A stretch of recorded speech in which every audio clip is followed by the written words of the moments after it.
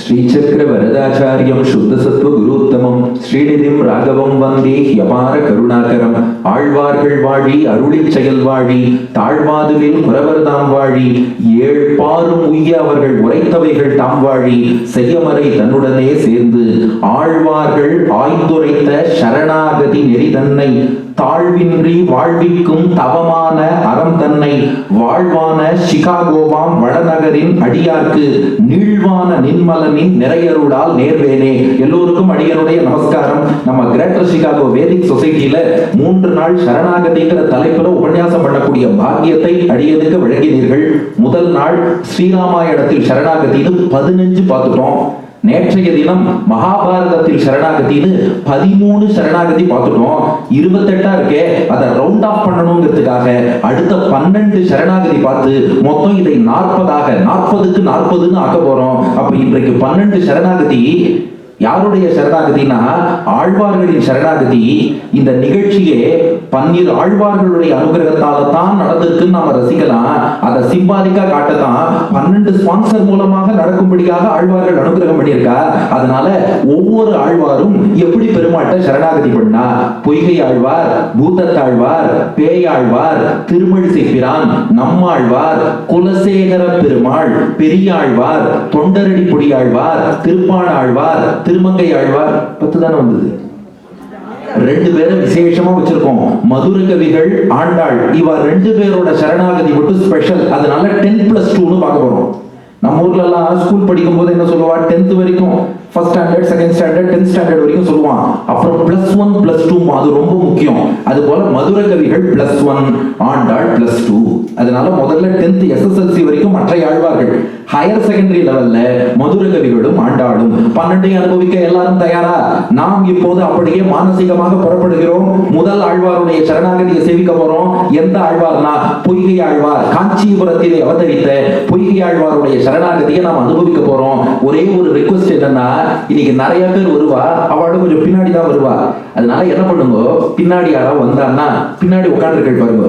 நாங்கெல்லாம் ஆரம்பத்துல முன்னாடி தான் உட்காந்துருந்தோம், அங்க சரியாவே ஆடியோ கேட்கல, அதனாலதான் பின்னாடி வந்துட்டோம். அதனால நீங்க முன்னாடி போகாதீங்க, அப்படியே பின்னாடி உட்காருங்க. பிடிச்சி உட்கார வச்சுட்டேன்னு வச்சுக்கோங்களேன், நாம அப்படியே மானசீகமா அங்கேயே இருந்து அனுபவிக்கலாம். இல்லைன்னா ஒத்தொத்தரும் நியூவா உள்ள வந்து ஒத்தொத்தரும் ஃப்ரண்ட் ரோல உட்காந்து அக்கம் பக்கம் குசலம் விசாரிச்சுட்டு பேசுறதுக்குள்ள 12 தடவை சிகாகோக்கு வந்து போயிட்டு இருக்கணும். அதனால அதை அவாய்ட் பண்ணணும்னா லாஸ்ட் ரோல இருக்கவா அந்த ரெஸ்பான்சிபிலிட்டி எடுத்துட்டு யார் முன்னாடி வந்தாலும் கொஞ்சம் வாங்க, நான் முன்னாடி தான் உட்காந்துருந்தேன், சரியாவே ஆடியோ கேட்கல, இவரும் ஒழுங்காவே பேச மாட்டேங்கிறார், அப்படிங்க உட்காந்து இழுத்து பிடிச்சி உட்கார வச்சுட்டேன்னு வச்சுக்கோங்க, அனுபவம் நல்லா இருக்கும். ஓகேயா? இப்போ முதல் சரணாகதி பொய்கை ஆழ்வாரோட சரணாகதி அனுபவிக்க போறோம். முதல் திருவந்தாதியில 67வது பாசுரம். பெயரும் கருங்கடலே நோக்குமாறு ஒன்பூ உயரும் கதிரவனே நோக்கும் உயிரும் தருமனையே நோக்கும் உன் தாமரையாள் கேழ்வன் ஒருவனையே நோக்கும் உணர்வு. பொய்கை ஆழ்வார் பாடுறார், நீ சரணாகதி பண்ணணும்னா பிராட்டியின் கேழ்வன் நாராயணன் தான் சரணாகதி பண்ணணும்.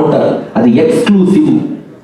பிராட்டி மகாலட்சுமியின் கடவனான நாராயணனை தவிர வேற யார்த்தையும் சரணாகதி பண்ணாத, அந்த பெருமாள்கிட்ட மட்டும் பண்ணுனார். ஏன் சுவாமின்னு கேட்டோம். இதுக்கு பொய்கை ஆழ்வார் ஒரு கதை சொல்றார். ஒரு தாமரை மலர வேண்டும் என்றால் அது சூரியனை தான் எதிர்பார்க்கும். அதுதான் பாட்டு வருங்க. பெயரும் கருங்கடலே நோக்குமாறு ஒன்பூ உயரும் கதிரவனே நோக்கும். ஒரு குளத்துல தாமரை மலர வேண்டும் என்றால் அது சூரியனை தான் எதிர்பார்க்கும். என்ன பண்ணானா, அது என்ன சூரிய ஒளி வந்தாதான் தாமரை மலருமா, நான் டார்ச் லைட் அடிச்சு தாமரையை மலர்த்த போகிறேன்னு ஒரு குடத்துல தாமரை மொட்டு இருக்கு, சூரிய ஒளியே வரல, இவன் என்ன பண்ணோம், அது மேல டார்ச் லைட் அடிச்சுட்டே இருக்கான். பாரு, இந்த டார்ச் லைட்ல தாமரை மொட்டு மலர போறதுன்னா மலருமா? மலருமா? மலரவே மலராது. இன்னொருத்தன் வந்தான், அது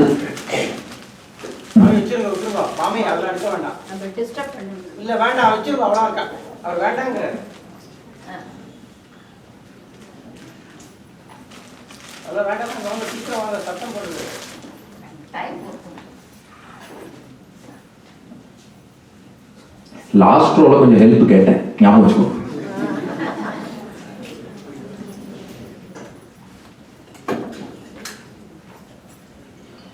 ஓகேயா? இன்னொருத்தன் வந்தான், நீ டார்ச் லைட் அடிச்சா அந்த தாமரை ஏன் மலர்ல தெரியுமா? சூரியன் கிட்ட ஒளி மட்டும் இல்ல, ஹீட் வெப்பமும் இருக்கு. உன் டார்ச் லைட்ல ஹீட் இல்ல, அதனாலதான் தாமரை மலர்ல. நான் என்ன பண்ற பாருட்டு தாமரை போட்ட கொண்டு போய் அடுப்புல போட்டு வறுத்தெடுத்தானோ, இப்ப மலரும் பாரு, நான் மொத்தமா கருகி போச்சு. அப்ப தாமரை மலரணும்னா டார்ச் லைட் அடிச்சாலும் சரி வராது, விளக்கு பிடிச்சாலும் சரி வராது, அடுப்புல போட்டு வறுத்தாலும் சரி வராது. ஒரே வழி சூரியனுடைய கிரணம் பட்டால் மட்டும்தான் தாமரை மலரும். அது போலத்தான் ஜீவாத்மா நாம இருக்கோமே, இந்த ஜீவாத்மாவின் ஞானம் தாமரை மொட்டு போல சுருக்கி இருக்கு.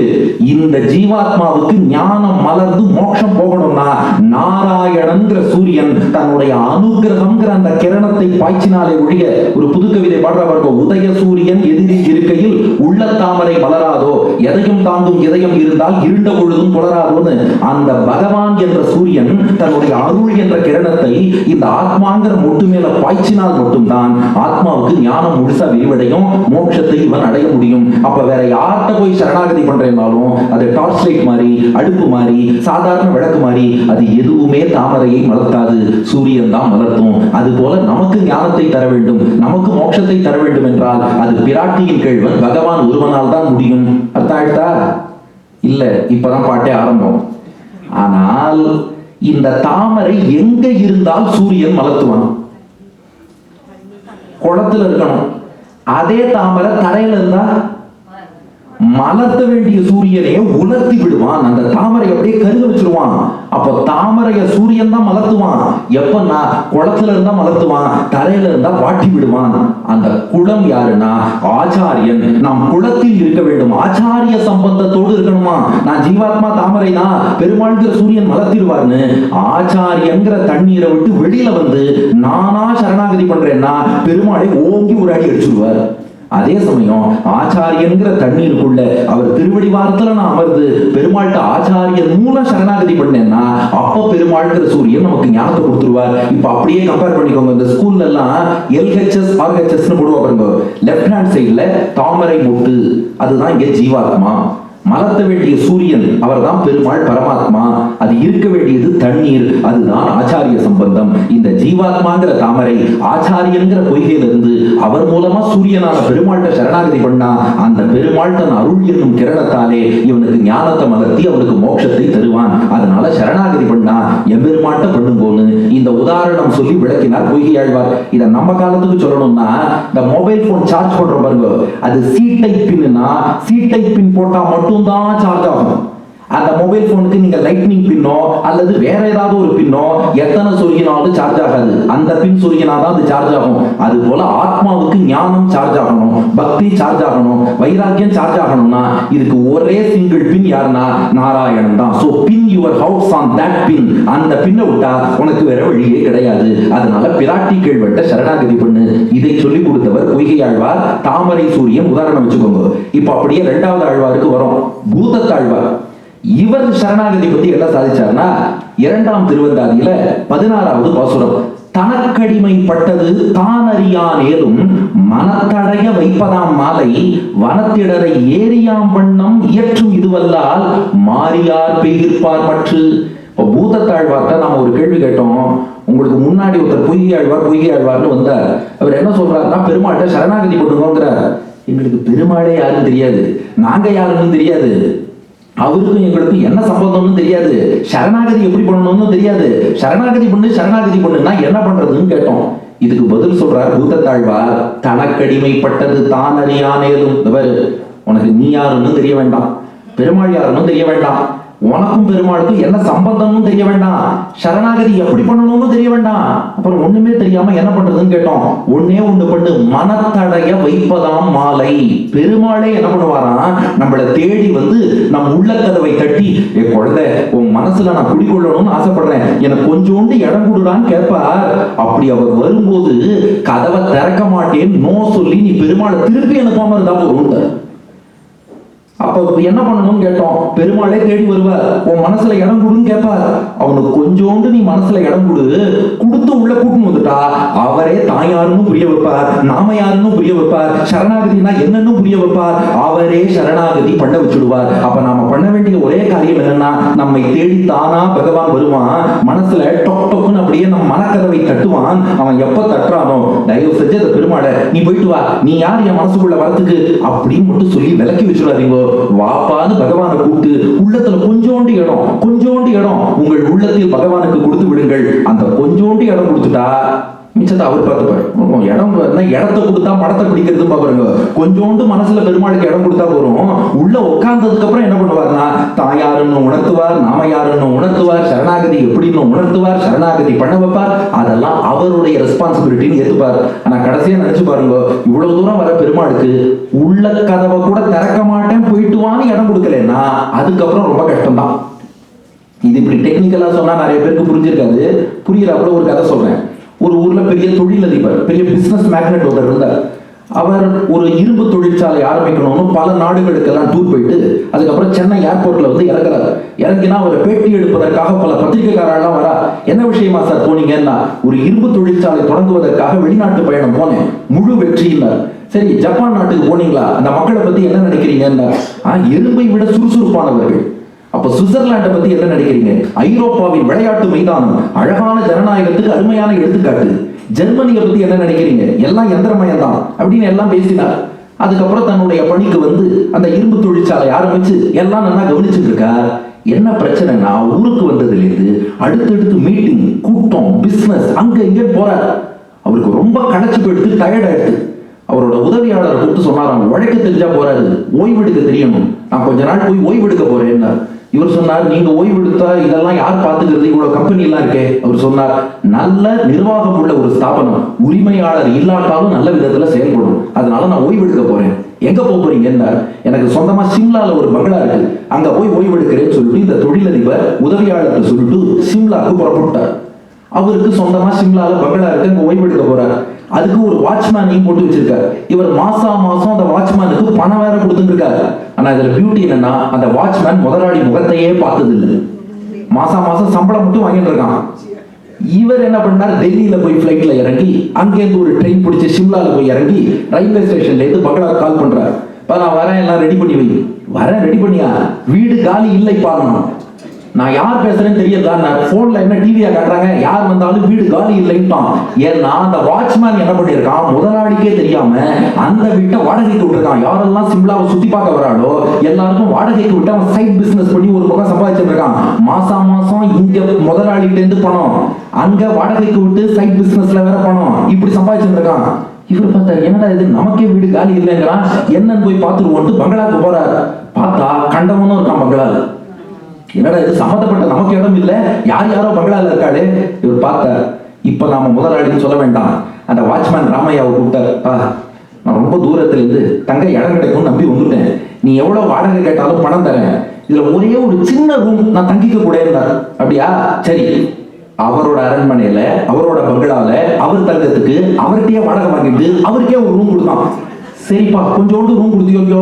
உள்ள போன ஒரு கலக்கி நாடோடி போக வேண்டும், ஓடோடி வாயாடி போக வைப்பேன் போராடின்னு எல்லாரையும் விரட்டி விட்டுட்டு தான் யாருங்கிறத ப்ரூவ் பண்ணார். கடைசியா வாட்ச்மேன் அவர் காலில் விழுந்து, ஐயோ எஜமா மன்னிச்சுக்கோங்க, நீங்க தெரியாம போச்சேன்னு விழுந்துட்டானோ.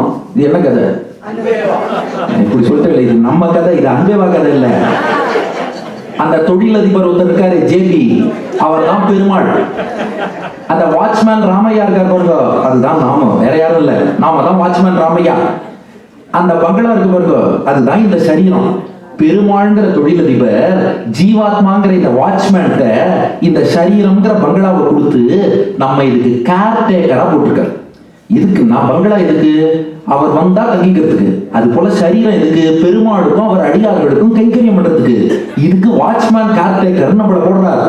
பெருமாளும் மாசம் நம்ம கரெக்டா படியும் அளந்துட்டு இருக்காரு. நம்ம இவர்கிட்ட வாங்கிக்கிறதெல்லாம் நல்லா வாங்கிட்டு அவன் சைட் பிசினஸ் பண்ண மாதிரி இந்த உடம்ப வச்சுட்டு எதெல்லாம் பண்ணக்கூடாதோ கண்டு கேட்டு உற்று மோந்து உண்டு உழலும் ஐங்கருவி கண்ட சிற்றின்பங்கள் அப்படியே சைட் பிசினஸ் பண்ணிட்டு இந்த உடம்பை எதுக்கெல்லாமும் யூஸ் பண்ணிட்டு இருக்கோம். ஒரு பக்கம் பெருமாள் அவருக்கும் அடியார்களுக்கும் கைங்கரியம் பண்ண உடம்புக்கு படி கடந்துட்டு இருக்காரு. நாம அதெல்லாம் வாங்கி வச்சுட்டு இதையே வச்சுட்டு வேற ஏதோ செயல்ல ஈடுபடுறோம். ஒரு நாள் பெருமாள் முன்னாடி வந்து நிக்கிறார். என்னப்பா இது இப்படி பண்றீங்கன்னா, நாம சொல்றோம், நீ இதுக்கு ஓனரே கிடையாது, போயிட்டு வந்துடுறோம். அப்புறம் பெருமாள் பாக்குற, சரி நான் ஓனர் இல்லப்பா, இது உன் பங்களாவே இருக்கட்டும், நான் உனக்கு வாடகை தரேன், கொஞ்சோண்டு இடம் தெரியான்னு கேட்கிறாரு. ஓகே வான்னு சொல்லிட்டு நாம பெருமாளுக்கே போனா போறதுன்னு டெய்லி ஒரு 5 நிமிஷம் மட்டும் உன்னை சித்திரம் பண்ணுவேன். 5 நிமிஷத்துக்கு மேல கேட்கக்கூடாது. திருவாராதனா 5 நிமிஷம் தான் பண்ணுவேன், அதுல எவ்வளவு ஷார்ட்டா பண்ண முடியுமோ பண்ணுவேன் அப்படின்ட்டு ஒரு 5 நிமிஷம் இடம் தரேன்னு கொடுக்குறோம். கொஞ்சோண்டு உள்ள வந்தார்னா இடத்த புடிச்சுட்டா அதுக்கப்புறம் அவ்வளவுதான். அந்த கொஞ்சோண்டு இடம் வாங்கிட்டு உள்ள வருவார். உள்ள வந்தப்புறம் என்ன பண்றார், அவர் எப்படி நாடோடி போக வேண்டும் ஓடோடி வரைக்கும் பாருங்க. அது போல மனசுல என்னென்ன தீமைகள் இருக்கோ, என்னென்ன தீய எண்ணங்கள் இருக்கோ, எல்லாத்தையும் ஒரு விரட்டி கடைசியா ராமையாவை எப்படி காலில் விழ வச்சாரோ அது போல இந்த ஜீவாத்மாவை திருவடியில விழ வச்சு அவரே சரணாகதி பண்ண வச்சுடுவார். அப்ப நீ பண்ண வேண்டியது ஒரே காரியம், அவன் வந்து நிற்பான், கொஞ்சோண்டு இடம் கொடுப்பான். அந்த நேரம் பார்த்து இந்த வாட்ச்மேன் அதெல்லாம் கிடையாது, உனக்கு இடமே கிடையாதுன்னு அனுப்பிட்டாருன்னா கஷ்டம். அப்ப வாட்ச்மேன் பண்ண வேண்டியது, நீ அவர்த்தையே வாடகை வாங்கிட்டாலும் பரவாயில்ல, அவர் தங்கத்துக்கு மட்டும் கொஞ்சம் இடம் கொடுத்துரு. இடம் கொடுத்துட்டேன்னா மிச்சத்தை அவர் பார்த்துப்பார். இதுதான் பூதத்தாழ்வார் காட்டிய விஷயம். தனக்கு அடிமை. இது ஏதோ சினிமா கதை சொன்னேன்னு நினைக்காதீங்க, அப்புறம் நம்மளை பத்தி மீம்ஸ் போட்டுருவா. அடியன் சொன்னது பெருமாள் எப்படி ரட்சிப்பாருங்கிறதுக்கு உதாரணம் மட்டும் தான் சொல்லியிருக்கேன். பாட்டு அப்படியே பாருங்க. தனக்கடிமைப்பட்டது தான் அறியான் ஏதும். அவர் தான் தலைவன், நாம தான் தொண்டன் தெரியாது, நோ ப்ராப்ளம். வாட்ச்மேனுக்கு முதலாளி அடையாளமே தெரியல, நோ ப்ராப்ளம். மனத்தடைய வைப்பதாம் மாலை. மனசுல அவர் கொஞ்சோண்டு இடம் கேட்பார். அந்த இடத்த மட்டும் கொடுத்துட்டேன்னா பெருமாளே நம்மள்கிட்ட அன்பே வா அப்படின்னு கூப்பிட்டு நம்மை ரட்சிப்பார். அதனால அன்பே வாக்காதன்னு நீங்க சொல்லியிருக்கீங்க, வேற ஒண்ணும் இல்ல. பெருமாள் நம்மை அன்பே வா என்று கூப்பிட்டு திருவடியில சரணாகதி பட வைத்து நம்மை ரட்சித்து விடுவான். இதுக்கு ஒரு உதாரணம் கொடுக்கிறார் பாருங்க. வனத்திடரை ஏரியாம் வண்ணம் இயற்றும் இதுவல்லால் மாரியார் பெய்கிற்பார் மற்ற. உதாரணம் பாருங்க. மழை பெய்யறதே எப்போதும் மழை பெய்யும். நான் என்ன ஒண்ணுன்னா, நாம ஏரி வெட்டி வச்சோம்னா, ஒரு குளம் வெட்டி வச்சோம்னா அந்த மழை நீர் அந்த ஏரியில குளத்துல தேங்கி இருக்கும். நம்ம ஊர்லயே இந்த ரெயின் வாட்டர் ஹார்வெஸ்டிங் ஒரு தொட்டி எல்லார் வீட்லயும் மழை நீர் சேகரிப்பு தொட்டின்னு கட்ட வச்சா, நீ தொட்டி கட்டினதுனால மழை வர போறது இல்ல, மழை எப்படினாலும் பெய்யும். நீ தொட்டி கட்டி வச்சா அந்த மழை நீரை சேமிச்சு வைக்கலாம். தொட்டி கட்டாம விட்டுட்டேன்னா பெய்யற மழையெல்லாம் கடலுக்கு போயிடும். அது போலதான் பகவானுடைய அருள் மழை பெஞ்சுட்டே தான், அது எப்போதும் பெய்யும். நாம என்ன பண்ணணும்னா, மனசுல அந்த ரெயின் வாட்டர் ஹார்வெஸ்டிங் தொட்டி கட்டுற மாதிரி மனசுல ஒரு சின்ன தொட்டி, இத்தினோண்டு இடம், ஒரு சரணாகதி பண்ண போறேங்கிற ஒரு எண்ணத்தை வளர்த்துட்டு பெருமாளுக்கு கொஞ்சோண்டு இடம் கொடுக்கிறேன்னு ஒரு குளத்தை வெட்டி வச்சுட்டோம்னா, இது வெட்டினதுக்காக மழை இல்ல, பெருமாள் எப்படியும் அருள்மழை புரிவார். மனசுல கொஞ்சம் வெட்டி வச்சா அது மனசுல தங்கும், பக்குவம் அடையும், சரணாகதிங்கிற நிலைக்கு நம்மை அழைத்து போகும். இப்ப எல்ஹெச்எஸ் ஆர்ஹெச்எஸ் பாருங்க, இங்க வரும்போதே நாராயணன் சுவாமி அடிக்கிட்ட சொன்னார், இந்த ஊர்ல அப்படியே கால்குலேட் பண்ணி ஆங்காங்க ஒரு குளத்தை வெட்டி வச்சிருவா, அவ அவளுக்கு நீர் தேங்குவதற்கு வசதியா இருக்கும் பாருங்க. அதை பார்த்துட்டே வந்தேன். ஏன்னா பெருமாள் இந்த உதாரணம் நீ சொல்லணுங்கிறதுக்காக நாராயணன் சுவாமி மூலமா சொல்லி அனுப்பியிருக்காரு எனக்கு. அதாவது எல்ஹெச்எஸ்ல குளம், ஆர்ஹெச்எஸ்ல நம்ம மனசுல பெருமாளுக்கு ஸ்பேஸ். எல்ஹெச்எஸ்ல மழை, ஆர்ஹெச்எஸ்ல பெருமாளுடைய அருள்மழை. இங்க மழை பெஞ்சு குளம் வெட்டியிருந்தா அதுல தேங்கும், நம்ம மனசை ரெடி பண்ணி வச்சிருந்தா பெருமாளுடைய அருள் தேங்கும். அப்ப சரணாகதி பண்ண தெரியாது, இது பாருங்க ரொம்ப ரெலவெண்டான விஷயம். நிறைய பேர் என்ன சொல்றேன், சார் எங்களுக்கு சரணாகதி எல்லாம் புரியாது, நீங்க ஏதோ டெக்னிக்கலா பேசுவேன். இல்ல, எதுவுமே தெரியலனாலும் பரவாயில்ல, பெருமாள் அடையணும்னு ஆசை இருக்கா, கண்ணன்னு சொன்னா கண்ணுல இருந்து 2 சொட்டு கண்ணீர் வருதா, அது போறோம். அந்த ஆசையை வச்சுக்கோங்க, பெருமாள் தேடி வருவார். டொக் டொக்னு he will knock at the door, மனக்கதவை தட்டுவார். மனசை மட்டும் திறந்து வச்சு அவனுக்கு இடம் கொடு, மிச்சத்தெல்லாம் உள்ள நுழைஞ்சு அந்த ஜேபி பார்த்துட்ட மாதிரி பெருமாள் உள்ள நுழைஞ்சு எல்லாத்தையும் அவரே பார்த்துக் கொள்வார். இந்த சரணாகதியை 2வது ஆழ்வார் பூதத்தாழ்வார் நமக்கு காட்டி கொடுத்துட்டார். இப்போ 3வது ஆழ்வார் பேயாழ்வாருக்கு போறோம். பேயாழ்வார் சாச்சார் முன்னாடி 2 பேர் சொல்லிட்டா சரணாகதி சரணாகதின்னு. ஆனா வெறும் பெருமாள்கிட்ட பண்ணாதீங்கோ, பிராட்டியோடு கூடிய பெருமாள்கிட்ட தான் என்னைக்குமே சரணாகதி பண்ணணும். வெறும் பெருமாள்கிட்ட பண்ணாதீங்கோ.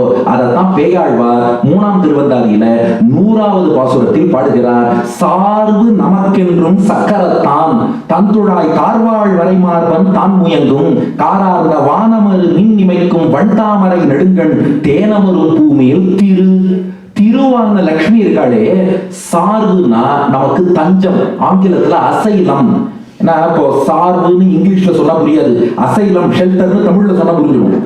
அதனால நமக்கெல்லாம் அசைலம், ஷெல்டர், சார்பு, தஞ்சம், ஒரே கதி, ரெஃப்யூஜ் யாருன்னா தாயார் மகாலட்சுமி.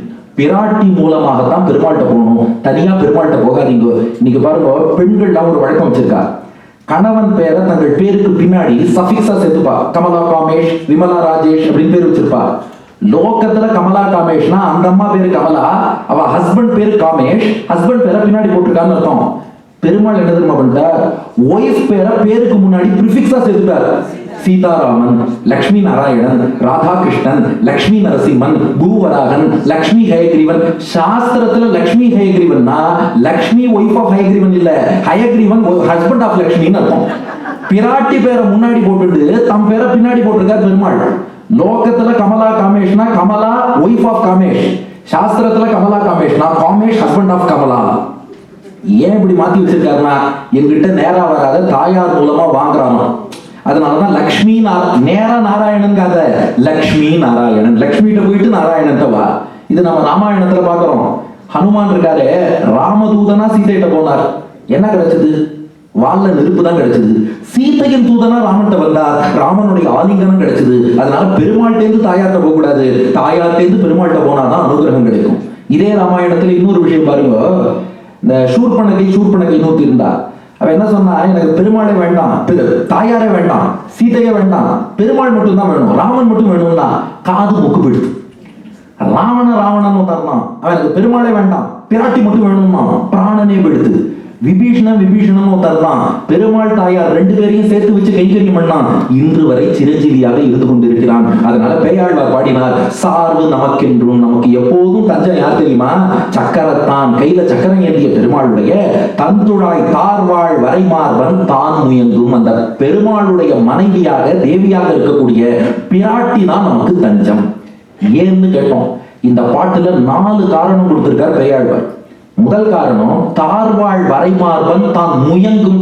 தாயார் யாருன்னா பெருமாளுக்கு ரொம்ப பிடித்தமானவள். அதனால தாயார் மூலம் நம்ம பெருமாள்கிட்ட வந்துட்டோம்னா நாமும் பெருமாளுக்கு பிடித்தமானவராக ஆகிவிடுவோம். இது முதல் காரணம். 2வது காரணம் என்ன சொல்றார்? காரார்ந்த வானமரு மின் இமைக்கும்.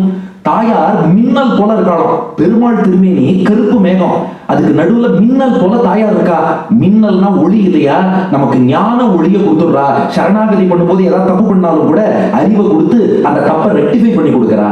3வது, வண் தாமரை நெடுங்கண், நல்ல நீண்ட தாமரை போன்ற கண்களோடு இருக்கா. அந்த கண்களால கட்டாட்சம் பண்ணி பக்தி நன்கு வளரும்படி, சரணாகதி நிஷ்டை நன்கு பெருகும்படி அவதான் நமக்கு ரட்சித்து அனுகிரகம் பண்றார். 4, தேனமரும் பூ மேல் திரு. அவ தேனமரும் பூ, தாமரை பூ மேல உட்காந்துருக்காளாம். அதனால என்ன சிறப்பு? 3 விஷயம் சொன்னா ஓகே. பெருமாளுக்கு பிடிச்சமானவளா இருக்கா, அது எங்களுக்கு புரிஞ்சு கொடுத்து. மின்னல் போல இருக்கான்னா ஞான ஒளியை கொடுக்குறா, அது புரிஞ்சு கொடுத்து. நல்ல பெரிய கண்ணுனா நிறைய கட்டாட்சம் பண்றா, கருணை பொழியறா. இந்த பூ மேல உட்காந்துருந்தா எங்களுக்கு என்ன, உட்காரலன்னா எங்களுக்கு என்ன? ரகசியம் புரியலையா? நாம உட்கார்ற ஆசனம் இருக்கே, அது நம்மளை விட கொஞ்சம் வலிமையா இருந்தா தான் நம்மளை தாங்கும். அவ தாமரை பூ மேல உட்கார்ந்துருக்கானா அவள் எவ்வளவு மென்மையாக இருப்பாள் என்று சிந்தித்து பாருங்கள். அவ்வளவு மென்மையானவளா? அவளுக்கு தண்டனை என்னன்னு தெரியாது, எல்லாருக்கும் அனுகிரகம் தான் பண்ணுவா. அவ்வளவு மென்மையான தாமரைய தனக்கு ஆசனமா வச்சிருக்காங்கன்னா தாமரையை விட அவள் மென்மையானவள் அர்த்தம். இந்த 4 காரணம் பெரியாழ்வார் சொல்றார், மறக்கவே மறக்காதீங்கோ. சார்பு நமக்கென்றும் சக்கரத்தான், தந்துழாய் தார்வாழ் வரைமார்பன் தான் முயங்கும். பெருமாளுக்கு தாயார ரொம்ப பிடிக்கும். அவ மூலம் போயிட்டா பெருமாள் கைவிட மாட்டார். ஒரு சின்ன உதாரணம் சொல்றேன். ஒரு மருத்துவர் ஒரு கிளினிக்ல உட்காந்து பேஷண்ட்லாம் பார்த்துட்டு இருக்காரு. ஒரு பிச்சைக்காரர் அந்த டாக்டரோட கிளினிக் உள்ள வந்தாராம். உள்ள கம்பவுண்டர்கிட்ட சொன்னார், டாக்டர் அவசரமா பார்க்கணும். கம்பவுண்டர் பார்த்தாரு, டாக்டர் பார்க்கணுமா, என்ன விஷயம்? இல்ல டாக்டரை பார்க்கணும். வேற 100 டோக்கன் வாங்கி மக்கள் எல்லாம் உட்கார்ந்து இருக்காங்க, அதனால நீ 101 டோக்கன் வாங்கி உட்காரு, 500 ரூபாய் பணம் கட்டு, அப்புறம் பார்த்துக்கலாம். அவரு சொன்னார், நான் டாக்டர்ல இருந்து 500 ரூபாய் பணம் பிச்சை வாங்குறதுக்காக வந்திருக்கேன். நன்னா இருக்குப்பா, டாக்டர்கிட்ட பிச்சை வாங்குறதுக்கு இதுதான் நேரமா? ஒரு பிஸியா கிளினிக் பார்த்துட்டு இருக்காரு. சில பேர் பார்க்க உபன்யாசத்துலேயே பிஸியா இந்த போன் நோட்டிட்டே இருப்பா. நமக்கு என்ன ப்ராப்ளம்னா, உபன்யாசத்துல யாராவது செல்போன் பார்க்க ஆரம்பிச்சுட்டா நமக்கு அந்த நேரம் செல்போன் பார்க்க முடியலையே, அவ சந்தோஷமா செல்போன் பார்க்கறாளே, நமக்கு போறாம வந்துடும். அத மாதிரி இவ என்ன எடுத்துன்னா, நோட்ஸ் கூட யூடியூப் பார்த்து எடுத்துக்கலாம், அது ஒன்றும் பிரச்சனை இல்லைன்னு வச்சுக்கோங்க. இந்த மாதிரி என்ன பண்ணிட்டா, இந்த பிச்சைக்காரர் போய் சொல்றாரு அந்த கம்பவுண்டர்கிட்ட, நான் டாக்டர்கிட்ட கொஞ்சம் பிச்சை வாங்கணும், ஒரு 500 ரூபாய் வாங்கிட்டு போலான்னு வந்திருக்கேன். அவர் பார்த்தாரு, இதுக்கெல்லாம் இது இடம் இல்லை, நீ பேசாம வீட்டுக்கு போனார்.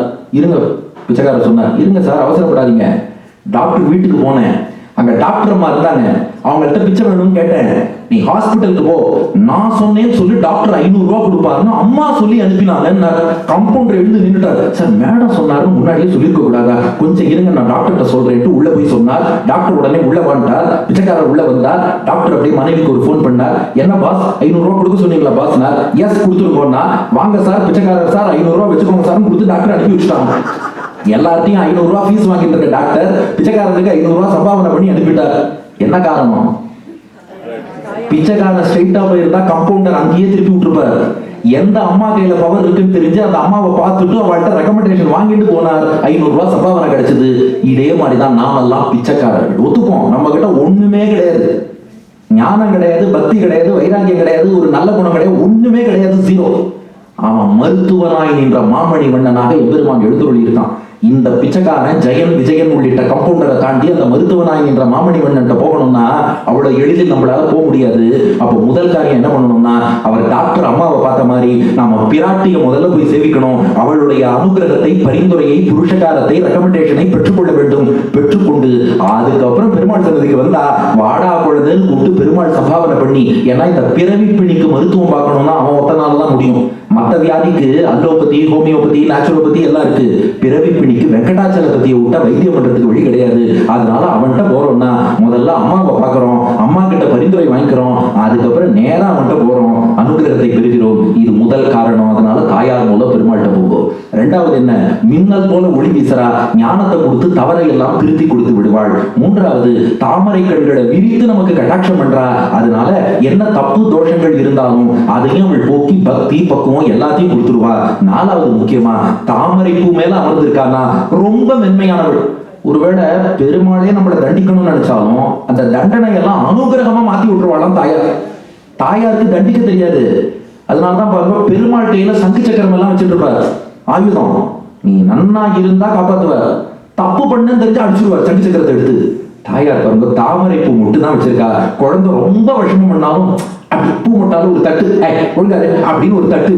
அதுக்கு மேல தாயாருக்கு தண்டனைன்னா என்னங்கிறது தெரியாது. தேனமரும் பூமேல் திரு, அப்படி அந்த பூமேல் அமர்ந்திருப்பவள் அவ்வளவு மென்மையானவள். அம்மா என்னைக்குமே குழந்தையை தண்டிக்க மாட்டா. எல்லா வீடுகள்ல பார்த்தா கூட அப்பா எப்பவுமே ஸ்ட்ரிக்ட் அட்மினிஸ்ட்ரேட்டரா இருப்பார். அப்பா பையனா படி படி படி படிப்பாரு. ஆனா அம்மா என்ன சொல்லுவா, நீ 1/2 மணி நேரம் டிவி பாரு, 1/2 மணி நேரம் படி. டிவி பார்க்கலன்னா என்ன கஷ்டம் அம்மாக்கு தானே தெரியும், அது அப்பாவுக்கு தெரியாது. அதனால அம்மா நீ 1/2 hour டிவி பாரு, 1/2 hour படின்னு சொல்லுவா. அந்த லீனியண்டா இருக்கிற நேச்சர், அதுதான் தேனமரும் பூமியில் திரு. அதனால எப்ப பெருமாள்கிட்ட போனாலும் இந்த 4 காரணங்களாலே பிராட்டி தஞ்சம்னு புரிஞ்சுக்கோங்க. பிராட்டி மூலம் எம்பெருமானிடம் செல்லுங்கள். இதை சொல்லிக் கொடுத்தவர் 3வது ஆழ்வார், பேயாழ்வார். சரியா ஆரம்பிச்சு 25 நிமிஷம் ஆச்சு. 3 ஆழ்வார்கள் அனுபவிச்சிட்டோம். இப்ப நேரா 4வது ஆழ்வாருக்கு போறோம். திருமழிசை பிரான். திருமழிசை பிரான் திருச்சந்த விருத்தத்துல சரணாகதி பண்ணி அற்புதமாக 2 விஷயங்கள் நமக்கு காட்டியிருக்கார். திருச்சந்த விருத்தம் 49வது பாசுரம். இதுல இந்த துள்ளல் ஓசை திருச்சந்த விருத்தத்துல நல்லாவே ரசிக்கலாம். கொண்டை கொண்ட கோதை மீது தேனுலாவு கூனி குன், உண்டை கொண்ட ரங்க ஓட்டி உள்மகிழ்ந்த நாதனூர், நண்டை உண்டு நாரை பேர வாழை பாய நீலமே, அண்டை கொண்டு கெண்டை மேயும் அந்த நீர் அரங்கமே. இதுல சரணாகதி பத்தி 2 விஷயம் காட்டுகிறார் திருமழிசை பிரான். ஒண்ணு, கொண்டை கொண்ட கோதை மீது தேனுலாவு கூனி கூன். இந்த ராமாயணத்துல கூனி கூனின்னு ஒருத்தி இருந்தா, அவ முதுகுல ஒரு பெரிய வீக்கம் கூன் இருக்குதான். ஆங்கிலத்துல ஹஞ்ச் பேக் பட அந்த கூன் முதுகுல இருக்கு. ராமன் என்ன பண்ணானா, வில்லுல மண்ணுருடைய வச்சு அந்த முதுகு வீக்கத்துல அடிச்சு அந்த வீக்கத்தை அடிச்சு உள்ள தள்ளிட்டான். இப்ப அதை எதுக்கு இங்க பாடுறாருன்னா, அந்த ராமன் தான் ஸ்ரீரங்கத்துல ரங்கநாதனா எழுந்தருளி இருக்கான். நமக்கெல்லாம் தலையில வீக்கம் இருக்கணும், அப்படியா? அதான் தலகணம், அகங்காரம். கூனிக்கு முதுகுல வீக்கம், நமக்கெல்லாம் தலகணம், தலையில வீக்கம். அங்க ராமன் மண்ணூருடைய அடிச்சு கூனியின் வீக்கத்தை அடிச்சான். ரங்கநாதன் தன் அனுகிரகத்தால நம்ம தலையில உள்ள வீக்கத்தை எல்லாம் போக்கி எல்லாரும் அகங்காரத்தை விட்டு சரணாகதி பண்ணும்போது பண்ண வைக்கிறானா. இப்ப அப்படியே பாட்ட பாருங்க. கொண்டை கொண்ட கோதை மீது தேனுலாவு கூனி கூன், உண்டை கொண்டு, உண்டைனா மண்ணுருண்டை, உண்டை கொண்டு அரங்க ஓட்டி உள்மகிழ்ந்த நாதனோர், மண்ணுருண்டை அடிச்சு முதுகுல உள்ள வீக்கத்தை அடிச்சு கிழந்துட்டான். இப்ப ஸ்ரீரங்கத்துல படுத்துட்டு தன்னுடைய அனுகிரகத்தை பந்து போல அடிச்சு அடிச்சு நம்ம தலகணத்தை எல்லாம் பகவான் அடிச்சு தள்ளிட்டு இருக்கான். ஏன்னா தலகணத்தை விட்டுட்டு சரணாகதி பண்ணா மட்டும்தான் மோட்சம் போக முடியும். இல்லைன்னா இந்த உலகியல் வாழ்க்கை சம்சாரத்துல மாட்டிடுவோம். மோட்சம் போறதுக்கு முதல் ப்ரீ ரெக்வசிட் என்னன்னா, தலகணத்தை விட்டு சரணாகதி செய்ய வேண்டும். தலகணத்தோட இருந்தா சரணாகதி பண்ண முடியாது. சரணாகதி பண்ணலைன்னா மோட்சம் போக முடியாது. இதை விளக்கிறதுக்கு பராசர பட்டர் ரொம்ப அழகா ஒரு உதாரணம் சொல்லுவாங்க. நஞ்சியருங்கிற ஆச்சாரியன் அவருடைய ஆச்சாரியர் பராசர பட்டர்கிட்ட கேட்கிறார், சுவாமி நமக்கெல்லாம் எப்போ முக்தி கிடைக்கும்? பராசர பட்டர் சொன்னார், நாமெல்லாம் சரணாகதி பண்ணிட்டோம், இந்த பிறவி முடிவிலேயே முக்தி கிடைக்கும். அவர் அடுத்த கேள்வி கேட்டார், பிரம்மாவுக்கு எப்போ முக்தி கிடைக்கும்? அவருக்கு எப்ப கிடைச்சா நமக்கு என்ன? இருந்தாலும் கேட்டார், பிரம்மாவுக்கு எப்போ முக்தி கிடைக்கும்? பராசர பட்டர் சொன்னார், அதுக்கு ஒரு 1000 ஜென்மங்கள் ஆகும். இவர் கேட்டா, நாம எங்கேயோ இந்த சம்சாரத்துல இருக்கோம், வைகுண்டம் எங்கேயோ இருக்கு, நாம இந்த பிறவி முடிவிலேயே முக்தி அடைஞ்சிருவோமா? பிரம்மா சத்தியலோகம் வைகுண்டத்துக்கு பக்கத்திலே இருக்கார், அவ்வளவு உயரத்துல இருக்கார். அவர் மோட்சம் போக 1000 ஜென்மம் ஆகுங்கிறீங்களே, இது புரியலையேன்னு கேட்டார் நஞ்சியர். பராசர பட்டர் சொன்னார், அவர் மேல இருக்கிறது தான் அவருக்கு மைனஸ், நீ கீழே இருக்கிறது அவனுக்கு பிளஸ். அவர் ரொம்ப பெரிய பதவியில இருக்கிறதுனால பதவிக்கான கர்வம்னு ஒண்ணு இருக்குமா, அந்த கர்வத்தை விட்டு அவர் பக்குவப்படணும்னா 1000 ஜென்மம் ஆகும். அப்புறம் தான் அவரால் சரணாகதி பண்ண முடியும். நமக்கு என்ன ப்ராப்ளம்னா, நம்ம ஆல்ரெடி 0 தான். ஒன்னே ஒண்ணு ஒத்துக்கணும், நமக்கு பிரச்சனை என்னன்னா 0ன்னு ஒத்துக்க மாட்டேங்கிறோம். நம்ம உண்மையிலேயே 0 தான். அந்த 0ங்கிறத ஒத்துண்டு பெருமாள்கிட்ட ஒழுங்கா சரணாகதி பண்ணிட்டோம்னா இந்த பிறவி முடிவிலேயே நமக்கு மோட்சம் கொடுத்துருவான். இன்னும் சிம்பிளா சொல்லணும்னா, ஒரு பெரிய கம்பெனி, அதுல ஜெனரல் மேனேஜர் ஒருத்தர் இருக்காருன்னா, அவர் ரெசிக்னேஷன் லெட்டர் கொடுத்தா உடனே வீட்டுக்கு அனுப்ப மாட்டான். நீ 3 மாசம் நோட்டீஸ் கொடு, 3 மாசம் சம்பளத்தை கட்டு, 1008 ஃபார்மாலிட்டி சொல்லுவான். ஆனா அங்கேயே டெம்பரரி பியூன் ஒருத்தன் இருக்கான்னா, காலையில போய் ராஜினாமான்னு கடிதம் கொடுத்தா மத்தியானமே வீட்டுக்கு போன வச்சிருவான். பிரம்மா ஜெனரல் மேனேஜர் மாதிரி, நாம டெம்பரரி பியூன் மாதிரி. நாம எப்ப கர்வத்தை விட்டு எப்ப சரணாகதி பண்றோமோ, ஸ்ட்ரைட்டா Perumal you are dismissed from சம்சாரம், அப்பாயிண்டட் டு வைகுண்டம்னு அடுத்த நிமிஷம் மோட்சம் கொடுத்துருவான். அப்ப அதுக்கு ஒரே தேவை என்னன்னா, தலையில உள்ள வீக்கத்தை விட்டுடுங்க. கூனிக்கு முதுகுல வீக்கம்னா நமக்கு தலையில வீக்கம், அதை தயவு செஞ்சு விட்டுடுங்க. அதான் இந்த பாட்டுல காட்டுகிறார் எம்பெருமான். அதை தான் பண்ணிட்டு இருக்கான் ஸ்ரீரங்கத்துல பள்ளி கொண்டு. இதுக்கு அழகா இன்னொரு உதாரணம் சொல்லி நம்ம ஆச்சாரியர்கள் விளக்கிறார். இந்த ஆற்றங்கரையில தென்னை மரம், பனை மரம் உள்ளிட்ட பெரிய பெரிய மரமெல்லாம் இருக்கு பாருங்க. ஒரு சின்ன வெள்ளம் வந்ததுன்னா அந்த மரம் அத்தனையும் சாஞ்சிடும். அப்படி தலை நிமிர்ந்து நிக்கிற மரம் ஒரு வெள்ளம் வந்தா சாஞ்சிடும். ஆனா அந்த நாணல் புல்லுன்னு ஒண்ணு இருக்கு பாருங்க, எவ்வளவு பெரிய வெள்ளம் வந்தாலும் அதை மட்டும் அடிச்சுட்டே போக முடியாது. காரணம் என்னன்னா, தென்னை மரம் பனை மரம்னா அப்படி நிமிர்ந்து நின்னுது, வெள்ளம் அடிச்சு போயிடுது. காற்று வந்தால் தலை சாயும் நாணல் அப்படியே சாஞ்சு படிச்சுடுத்து. அதனால எந்த வெள்ளமும் அடிச்சுட்டு போல. ஒரு புது கவிஞரும் அழகா சொன்னார், தென்னை இடம் கீற்றினிலே தாளாட்டும் தென்றலது, தென்னை தன்னை சாய்த்து விடும் புயலாக வரும் பொழுது, ஆற்றங்கரை மேட்டினிலே ஆடி நிற்கும் நாணலது, காற்றடித்தால் சாய்வதில்லை, கனிந்த மனம் வீழ்வதில்லை. இதுக்கு தான் ரங்கநாதன் படுத்துட்டு நமக்கு மண்ணுருடை அடிக்கிற மாதிரி தலைவைக்கத்தை போக்கி இருக்கான். இது இந்த பாட்டுல முதல் கருத்து. இதோட ஒரு 2வது கருத்து இருக்கு, இதுதான் இன்னும் டாப். இது என்னன்னா, நண்டை உண்டு நாரை பேர வாழைப்பாய நீளமே, அண்டை கொண்டு கெண்டை மேயும் அந்த நீர் அரங்கமே. இது இன்னொரு கதை சொல்ற கேளுங்க. இது குழந்தைகளுக்கு எல்லாம் கூட சொல்லலாம். ஸ்ரீரங்கத்துல காவிரி ஆறு ஓடிட்டு இருக்கு. காவிரி கரையில அப்படியே ஒரு கொக்கு கிரேன், அந்த கொக்கு அப்படியே நடந்து வந்துதான். இந்த கொக்கு ரொம்ப அழகா இருக்கேன்னு ஒரு நண்டு வேடிக்கை பார்த்துதான். அந்த நண்டை கொக்கு சாப்பிடுது. ஆஹா, இப்ப வாழை மீனும் கெண்ட மீனும் அதே ஆறுல இருக்கு. அது புரிஞ்சுட்டு இது நம்மளையும் சாப்பிடணும்னு. இப்ப வாழை மீன் இதுகிட்டே தப்பிக்கணும்னு பார்த்துதான். உடனே என்ன பண்ணித்தான், ஆற்றுல இருந்து அப்படியே மேல குதிச்சுதான். நான் ஜம்ப் பண்ணி தப்பிக்கிறேன்னு. நீ எவ்வளவு மேல குதிச்சாலும் என்ன ஆகணும், திரும்ப கீழே விழுந்துதான் ஆகணும். கீழே விழுந்தது, அதையும் கொக்கு சாப்பிட்டான். ஆனா கெண்ட மீன் மட்டும் என்ன பண்ணித்தான், கிடுகிடுன்னு தண்ணீருக்குள்ள போய் ஒரு தாமரை பூ கடியில ஒளிஞ்சுட்டான். அதை மட்டும் கொக்கால சாப்பிட முடியல. அண்ணாக்கா என்னமோ கதை சொல்லிட்டு இருக்க, அன்பேவாக்கு போனேன், டாக்டர் கிளினிக்கு போனேன். இப்ப என்னடா ஒரு கொக்கு, மீண்டும் சொல்றேன், கவனமாக கேளுங்கள். காவிரி ஆற்றங்கரையில ஒரு கொக்கு நடந்து வருகிறது. நண்டு அதை பார்த்துட்டு கொக்கு அழகா இருக்கேன்னு ரசிச்சுட்டு இருந்தது. நண்டை கொக்கு சாப்பிடுது. வாழை மீன் கொக்கு கிட்டே தப்பிக்கிறேன்னு மேல பாஞ்சது, திரும்ப விழும்போது சாப்பிடுது. கெண்ட மீன் மட்டும் தாமரை கடியில ஒளிஞ்சிடுது. அதை மட்டும் கொக்கால சாப்பிட முடியல. இதுல இருந்து என்ன புரிஞ்சுது, நீ பேசினது ஆரம்பத்துல இருந்து ஒண்ணும் புரியல, இது சுத்தமா புரியல. அந்த கொக்கு இருக்கு பாருங்க, அதுதான் சம்சாரம்ங்கிற உலகியல் வாழ்க்கையும். உபன்யாசத்துல சம்சாரம்னா எல்லாரும் பக்கத்துல பாத்துருவா, அது இல்ல, அது மின்சாரம், ஷாக்கடிக்கும். நாம சொல்ற சம்சாரம்ங்கிறது புனரப்பி ஜனனம், புனரப்பி மரணம், புனரப்பி ஜனனி ஜட்டரேஷயனம், பிறவி சுழற்சி இருக்கு பாருங்க. அந்த சம்சாரம் அதுதான் கொக்கான். நண்டுங்கிறது யாருன்னா, நண்டு, வாழை மீன், கெட்ட மீன் எல்லாமே வெவ்வேறு விதமான ஜீவாத்மாக்கள்.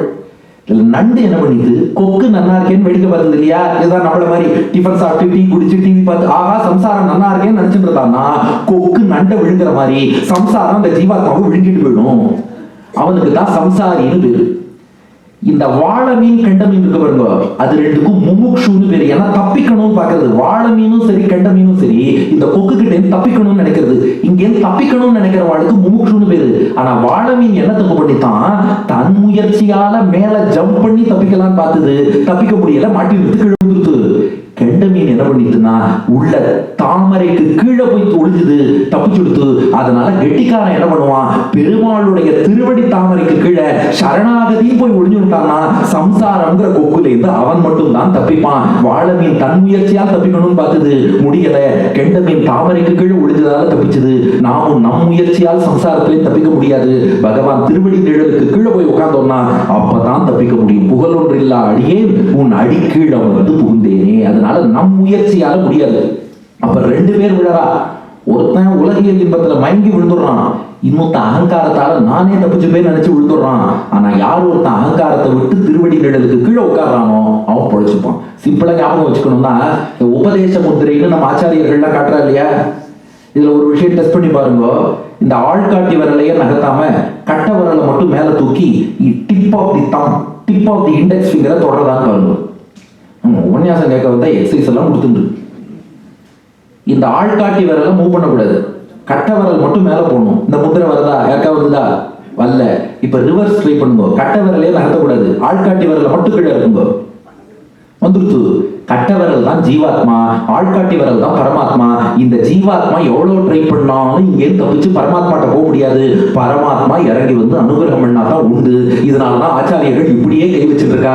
அவன் தான்ப்பா இறங்கி வரணும், அவன்கிட்ட சரணாகதி பண்ணுன்னு காட்டுறா. அதனால அகங்காரத்தை விட்டு சரணாகதி பண்ணும்போது திருச்சந்த விருத்தம் 49ஆம் பாட்டுல திருமழிசைப்பிரான் நமக்கு காட்டினார். இப்ப 5வது வரும். நம்மாழ்வார், பிரபந்தஜன கூட்டஸ்தரான நம்மாழ்வார், அவருடைய சரணாகதி. நம்மாழ்வார் எத்தனையோ சரணாகதி பண்ணியிருக்கார்.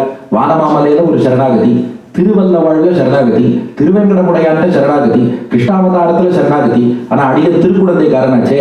அதனால 5ஆம் பத்து 8ஆம் திருவாய்மொழியில 6வது திருக்குடந்தை எம்பெருமான்ட்ட எப்படி சரணாகதி பண்ணாருன்னு பார்ப்போம். ஏன்னா எல்லாமே ஒரு சாம்பிள்.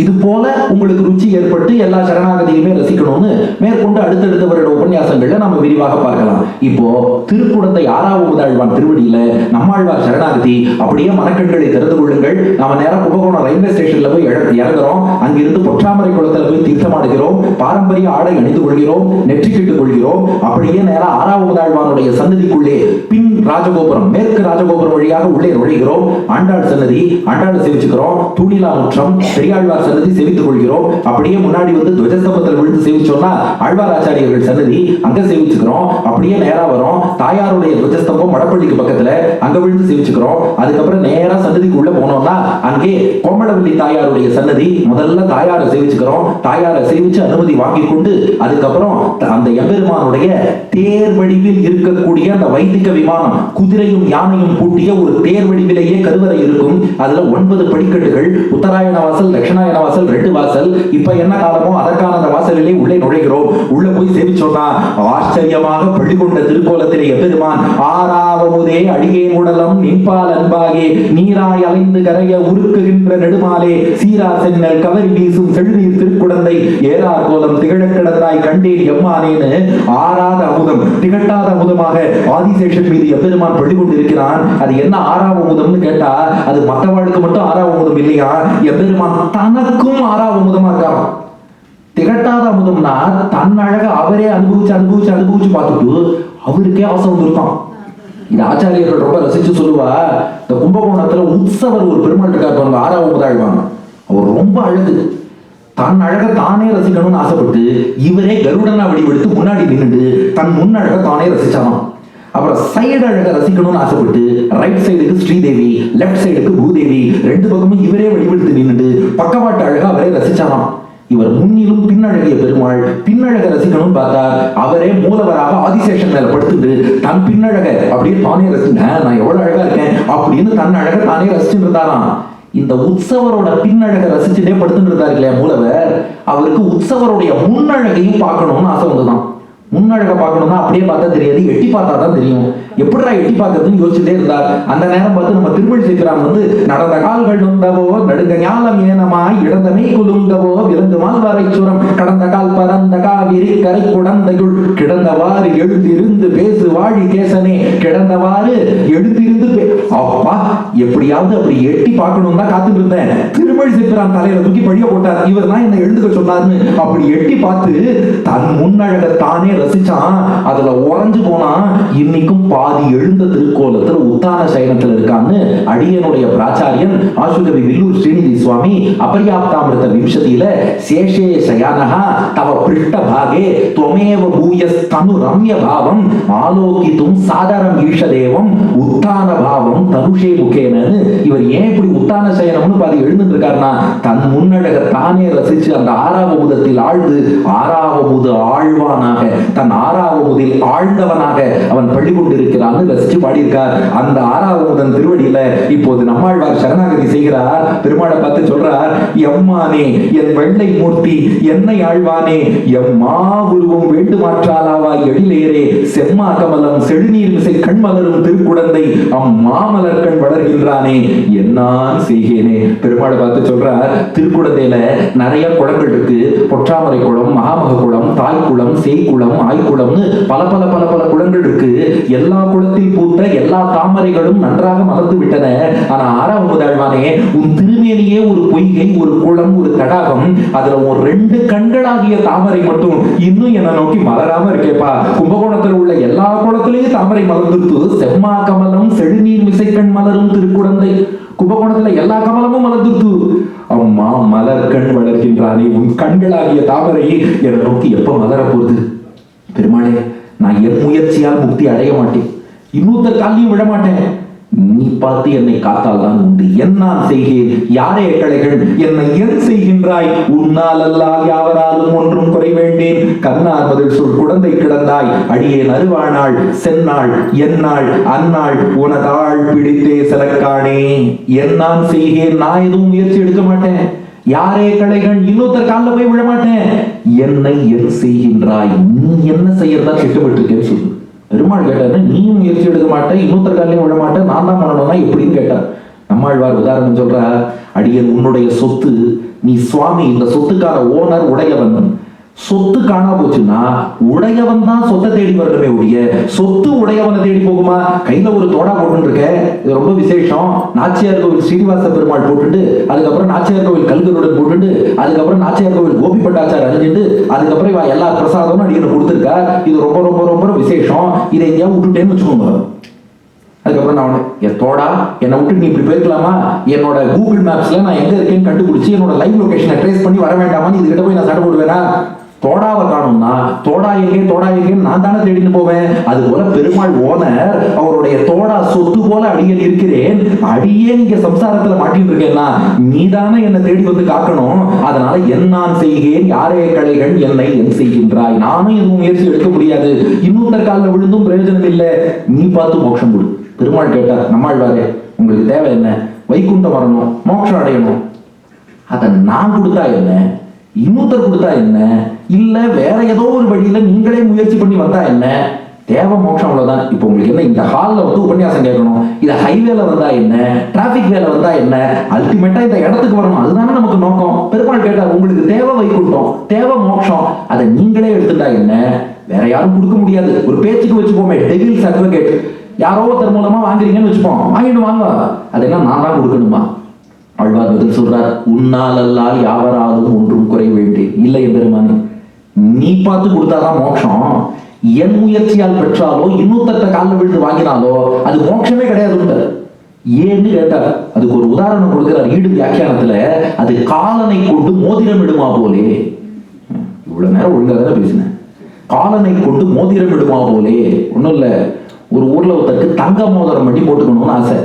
என்ன பிரச்சனைனா வாங்கிறதுக்கு காசு தான் இல்லை. ஒருத்தர் எனக்கு புத்தாண்டு வாழ்த்து அனுப்பினார், இந்த வருஷம் உங்கள் மகிழ்ச்சி எல்லாம் தங்கத்தின் விலை போல் ஏறிக்கொண்டே போகட்டும், உங்களுடைய வருத்தம் எல்லாம் பெட்ரோலை போல் குறைந்து கொண்டே போகட்டும்னு அனுப்பினார். அது மாதிரி தங்க விலை ஏறிட்டே இருக்கு. இவருக்கு தங்க மோதிரம் போட முடியல, என்னடா பண்றதுன்னு பார்த்துட்டே இருக்கார். அதே ஊர்ல யாரோ ஒருத்தர் இறந்துட்டார். அவர் பையன் அவருக்கு கர்மாலாம் பண்ணான். அவத்து வாத்தியார் சொன்னாராம், உங்க அப்பா நற்கதிக்கு போகணும்னா தங்கத்துல யமதர்மராஜா விக்கிரகம் பண்ணி யாருக்கா தானம் பண்ணுங்க. இவனும் தங்கத்துல யமதர்மராஜா விக்கிரகம் பண்ணிட்டான். பிரச்சனை என்னன்னா தானம் வாங்க யாரும் வரமாட்டேங்கிறா. என் வீட்டுல இருக்கிற பிரச்சனை போறாதுன்ட்டு யாரா யமதர்மனை கூப்பிட்டு வந்து வீட்டுல வைப்பாடா. இவர் எங்களுக்கு நீ தங்கத்துல பண்ணாலும் சரி வைரத்துல பண்ணாலும் சரி இந்த ஆளை நாங்க வாங்கவே மாட்டோம், எங்க வீட்லயே ஏற்கனவே பல பிரச்சனை இருக்கு, இதுல இவரை யாரோ கூப்பிட்டு போவாடா முடியாதுங்கிறா. நம்ம மோதிர பார்ட்டி இருக்கா பாருங்க, அவர் பார்த்தா நான் தானம் வாங்கிக்கிறேன் வாங்கிட்டார். வாங்கிட்டு வந்து ஒரு நகை கடையில கொடுத்து இந்த யமதர்மனை உருக்கி எனக்கு மோதிரம் பண்ணி கொடுன்னார். அவனும் மோதிரம் பண்ணி கொடுத்துட்டான். மோதிரத்தை கையில மாட்டிட்டார். இப்பதான் பிரச்சனையே ஆரம்பம். மோதிரத்தை பார்க்கும் போதெல்லாம் யமன் ஞாபகம் வரதான், இந்த ஆள் எப்ப வந்து பாசக்கயிற்ற வீசுவான்னு. அப்ப எனக்கு தேவை மோதிரங்கிறதுக்காக யாராவது யமனை உருக்கி மோதிரம் பண்ணி போட்டுப்பாளோ, நல்ல தங்கத்துல தானே பண்ணி போட்டுப்போம். அது போலதான் எனக்கு தேவை மோட்சம்ங்கிறதுக்காக நான் இன்னொருத்தங்கால விழுந்தோ, நான் முயற்சி பண்ணோம் மோட்சம் வாங்கினேன்னா அது யமனை கொண்டு போட்ட மோதிரம் போல. அந்த மோட்சம் எனக்கு ரசிக்காது. பெருமாள் அவர் கருணையால மோட்சம் கொடுத்து அங்க போனாதான் ஒவ்வொரு நொடியும் அங்க பெருமாளை சேவிக்கும் போது இந்த பாபிக்கு கூட மோட்சம் கொடுத்தாரு பெருமாள். இந்த பாபியை கூட ரட்சித்தானே, ஐயோ இந்த கருணை வேற யாருக்கு வரும் யாருக்கு வரும் உருகி உருகி கண்ணீர் விட்டு பெருமாளை அனுபவிக்கணும்னா ஒண்ணுமே இல்லாத அடியனுக்கு அவன் கருணையால கொடுத்தாதான். நானே முயற்சி பண்ணி வந்தா அந்த பெருமாள்கிட்ட வழக்கு பண்ணுவோம், நீ கொடுக்க மாட்டேன்னு நான் எப்படி வந்துட்ட பத்தியா அப்படின்னு அங்க போய் பேசிட்டு இருப்போம். இல்லை இன்னொருத்தர் காலில் விழுந்து அவர்கிட்ட போனோம்னாலும் என்னதான் இவர் கைங்கரியம்னா இவர் நம்மளை காப்பாத்துறாரு, அங்க ஒருத்தட்ட ஹெல்ப் வாங்கிட்டு தானே இவர்கிட்ட வந்தோம், அந்த எண்ணம் இருக்கும். மோட்சம் எப்ப இனிக்கும்னா உன்னால் அல்லால் யாவராலும் ஒன்றும் குறை வேண்டேன், என்னால் செய்கிறேன் யாரே களைகள் என்னை என் செய்கின்றாய், உன்னால் அல்லால் யாவராலும் ஒன்றும் குறை வேண்டேன். அதுக்கு மேல பெருமாள் கேட்டாராம், நான் காப்பாற்ற மாட்டேன்னு சொன்னா என்ன பண்ணுவீர்னார். என்ன பண்ணாலும் நீதான். 8வது பாட்டு, களைவாய் துன்பம் களையாதொழிவாய் களைகண் மற்றிலேன் வளைவாய் நேமிப்படையாய் குழந்தை கிடந்த மாமாயா தளரா உடலம் எனது ஆவி சரிந்து போகும்போது இளையாதுடனால் ஒருங்க பிடித்து போதை இசை நீயே. களைவாய் துன்பம், என் கஷ்டத்தை போக்கி காப்பாத்தினாலும் சரி, களையாதொழிவாய் காப்பாற்ற மாட்டேன்னு விட்டாலும் சரி, களைகண் மற்றிலேன் இன்னொருத்தட்ட மட்டும் போக மாட்டேன். காப்பாத்தினாலும் 6வது ஆழ்வான் திருவடியில தான் இருப்பேன், காப்பாற்ற மாட்டேன் தள்ளி விட்டாலும் உன் திருவடியில தான் இருப்பேன். இது அப்படியே பாருங்க, காமாசி காஷ்டகத்துல தேசிகன் தொயி ரக்ஷதி ரக்ஷகைக்கு மன்யைஹி தொயிசாரக்ஷதி ரக்ஷகைக்கு மன்யைஹி. நரசிம்மா நீ காப்பாத்தினாலும் உன் திருவடியை விட்டு இன்னொருத்தட்ட போக மாட்டேன். நரசிம்மா நீ காப்பாற்ற மாட்டேன்னு சொன்னாலும் உன் திருவடியை விட்டு இன்னொருத்தட்ட போக மாட்டேன். நரசிம்மர் கேட்டா கொஞ்சம் மறுபடியும் சொல்லுங்க புரியல என்ன. தேசிகன் திரும்ப சொன்னார், நீ காப்பாத்தினாலும் இன்னொருத்தட்ட போக மாட்டேன். ஏன்? நரசிம்மரே காப்பாத்துறா, நான் ஏன் இன்னொருத்தட்ட போகணும்? அப்புறம் ஒன்று சொன்னீங்க, நீ காப்பாத்தலைனாலும் இன்னொருத்தட்ட போக மாட்டேன். ஆமா, நரசிம்மரே காப்பாத்தலைன்னா வேற யாரால காப்பாற்ற முடியும், அதனால யாரையும் போக மாட்டேன். நரசிம்மரே காப்பாத்துறாருன்னா வேற யார் உதவியும் தேவையில்லை. நரசிம்மரே காப்பாத்தலைன்னா வேற யார்ட்டையும் போய் பிரயோஜனம் இல்லை, அதனால காத்தாலும் காக்காவிட்டாலும் உன்னை தவிர யார்ட்டையும் போக மாட்டேன். அதேதான் 6வது ஆழ்வானை களைவாய் துன்பம் களையாதொழிவாய் களைகண் மற்றிலேன்னு நம்மாழ்வார் உருகி உருகி உருகி பெருமான்ட்ட சரணாகதி பண்ணார். அந்த 10 பாசுரம் இருக்கே, அது ரொம்ப ரொம்ப இனிமையா. எவ்வளவு இனிமைன்னு அவரே பாடியிருக்கார். உடலையன்பின் பேச்சு முலையோடு அவளை உயிருண்டான் கழல்களவையை சரணாக கொண்ட குருகூர் சடகோப்பன் குடலின் மலிய சொன்ன 1000 இப்பத்தும் மழலை தீர வல்லார் காமர் மானை நோக்கியற்கே. குடலின் மலிய சொன்ன என்ன அர்த்தம்? புல்லாங்குழலை விட ரொம்ப இனிமையா பாடியிருக்காருன்னு அர்த்தம். இந்த 10 பாட்டு தான் மொத்த திவ்ய பிரபந்தத்தையும் விட்டு கொடுத்தது. அது தனி சரித்திரம், அது நம்ம டாபிக் இல்லைன்னு வச்சுக்கோங்க. இந்த குடலின் மலியங்கிறதுக்கு ஆச்சாரியர்கள் காட்டுற அர்த்தம், கிருஷ்ணனுடைய குழலோசையை விட நம்மாழ்வாரருடைய இந்த 10 பாசுரங்கள் ஸ்வீட்டாகும். அப்படி இந்த குழல்னா சாதாரண புல்லாங்குழல். இப்ப நீங்களும் நானும் உதர புல்லாங்குழலோட நிச்சயம் இனிமையா தான் இருக்கும், அது எல்லாருக்கும் தெரியும். யார் உதர புல்லாங்குழல் அதான விஷயம். புல்லாங்குழல்ங்கிற இன்ஸ்ட்ருமெண்ட் முக்கியம் இல்ல, அது யார் கையில இருக்குங்கிறது முக்கியம். கிருஷ்ணன் கையிலேயே புல்லாங்குழல் இருந்தாலும் அவனே புல்லாங்குழல் ஊதினாலும் எங்க ஆழ்வாருடைய இந்த 10 பாட்டு அதை விட இனிமையாக இருக்கும். அப்படி சரணாகதி பண்ணார். இது நம்மாழ்வார் சரணாகதி பார்க்கிறோம். 5 ஆயிடுத்து, இப்ப கரெக்டா 50 நிமிஷம் ஆயிடுத்து. 5 சரணாகதி பார்த்தாச்சு. இப்ப 6வது சரணாகதி குலசேகர பெருமாள் சரணாகதி. இவர் எங்கன்னா திருவித்துவக்கூடு திவ்ய தேசத்துல அந்த பெருமாள்கிட்ட சரணாகதி நிட்டைனா என்னன்னு காட்டுறார். சரணாகதி பண்ணதுக்கு அப்புறம் 1000 துன்பங்கள் கட்டங்கள் எல்லாம் வாழ்க்கையில வந்தாலும் எம்பெருமான் திருவடியை விட்டு அகல மாட்டேன். பெருமாள் திருமொழியில 5ஆம் திருமொழி முதல் பாசுரம், தருதுயரம் தடாயேல் உன் சரணல்லால் சரணில்லை விரை குழுவும் மலர்பொழில் சூழ் வித்துவ கோட்டு அம்மானே அரிசினத்தால் ஈன்றத்தாய் அகற்றிடனும் மற்றவட்டன் அருள் இணைந்தே அழுங்குழவி அதுவே போன்று இருந்தேனே. பெருமாளே நீ எனக்கு கட்டமே கொடுத்தாலும் திருவித்துவ கூடிய பெருமானே, கேரளால உள்ள திவ்யதேசம், அந்த பெருமாளை பார்த்து சொல்ற அம்மான்னா தலைவன் அர்த்தம். வித்துவ கோட்டு அம்மானே, வித்துவக்கோட்டில் இருக்க என் தலைவனான பெருமாளே, நீ எத்தனை கஷ்டம் கொடுத்தாலும் உங்ககிட்ட சரணாகதி பண்ணி உன் திருவடி வாரத்திலே தான் உட்கார்ந்துருப்பேன், வேற எங்கேயும் போக மாட்டேன்னார். பெருமாள் பார்த்தார், என்ன கஷ்டம் கொடுத்தாலும் போக மாட்டீரான்னார். அதுக்கு குலசேகர பெருமாள் பதில் சொல்றார், அரிசினத்தால் ஈன்ற தாய் அகற்றிடணும். ஒரு அம்மா என்ன பண்றாளாம், கொஞ்சம் கோபப்பட்டு தன்னோட குழந்தைய போட்டு அடி அடி அடிச்சு தள்ளி விட்டாளாம். குழந்தைக்கோ வலிக்கிறது, அம்மா பிடிச்சி தள்ளி விட்டுட்டாலே மனசும் கட்டமா இருக்கு.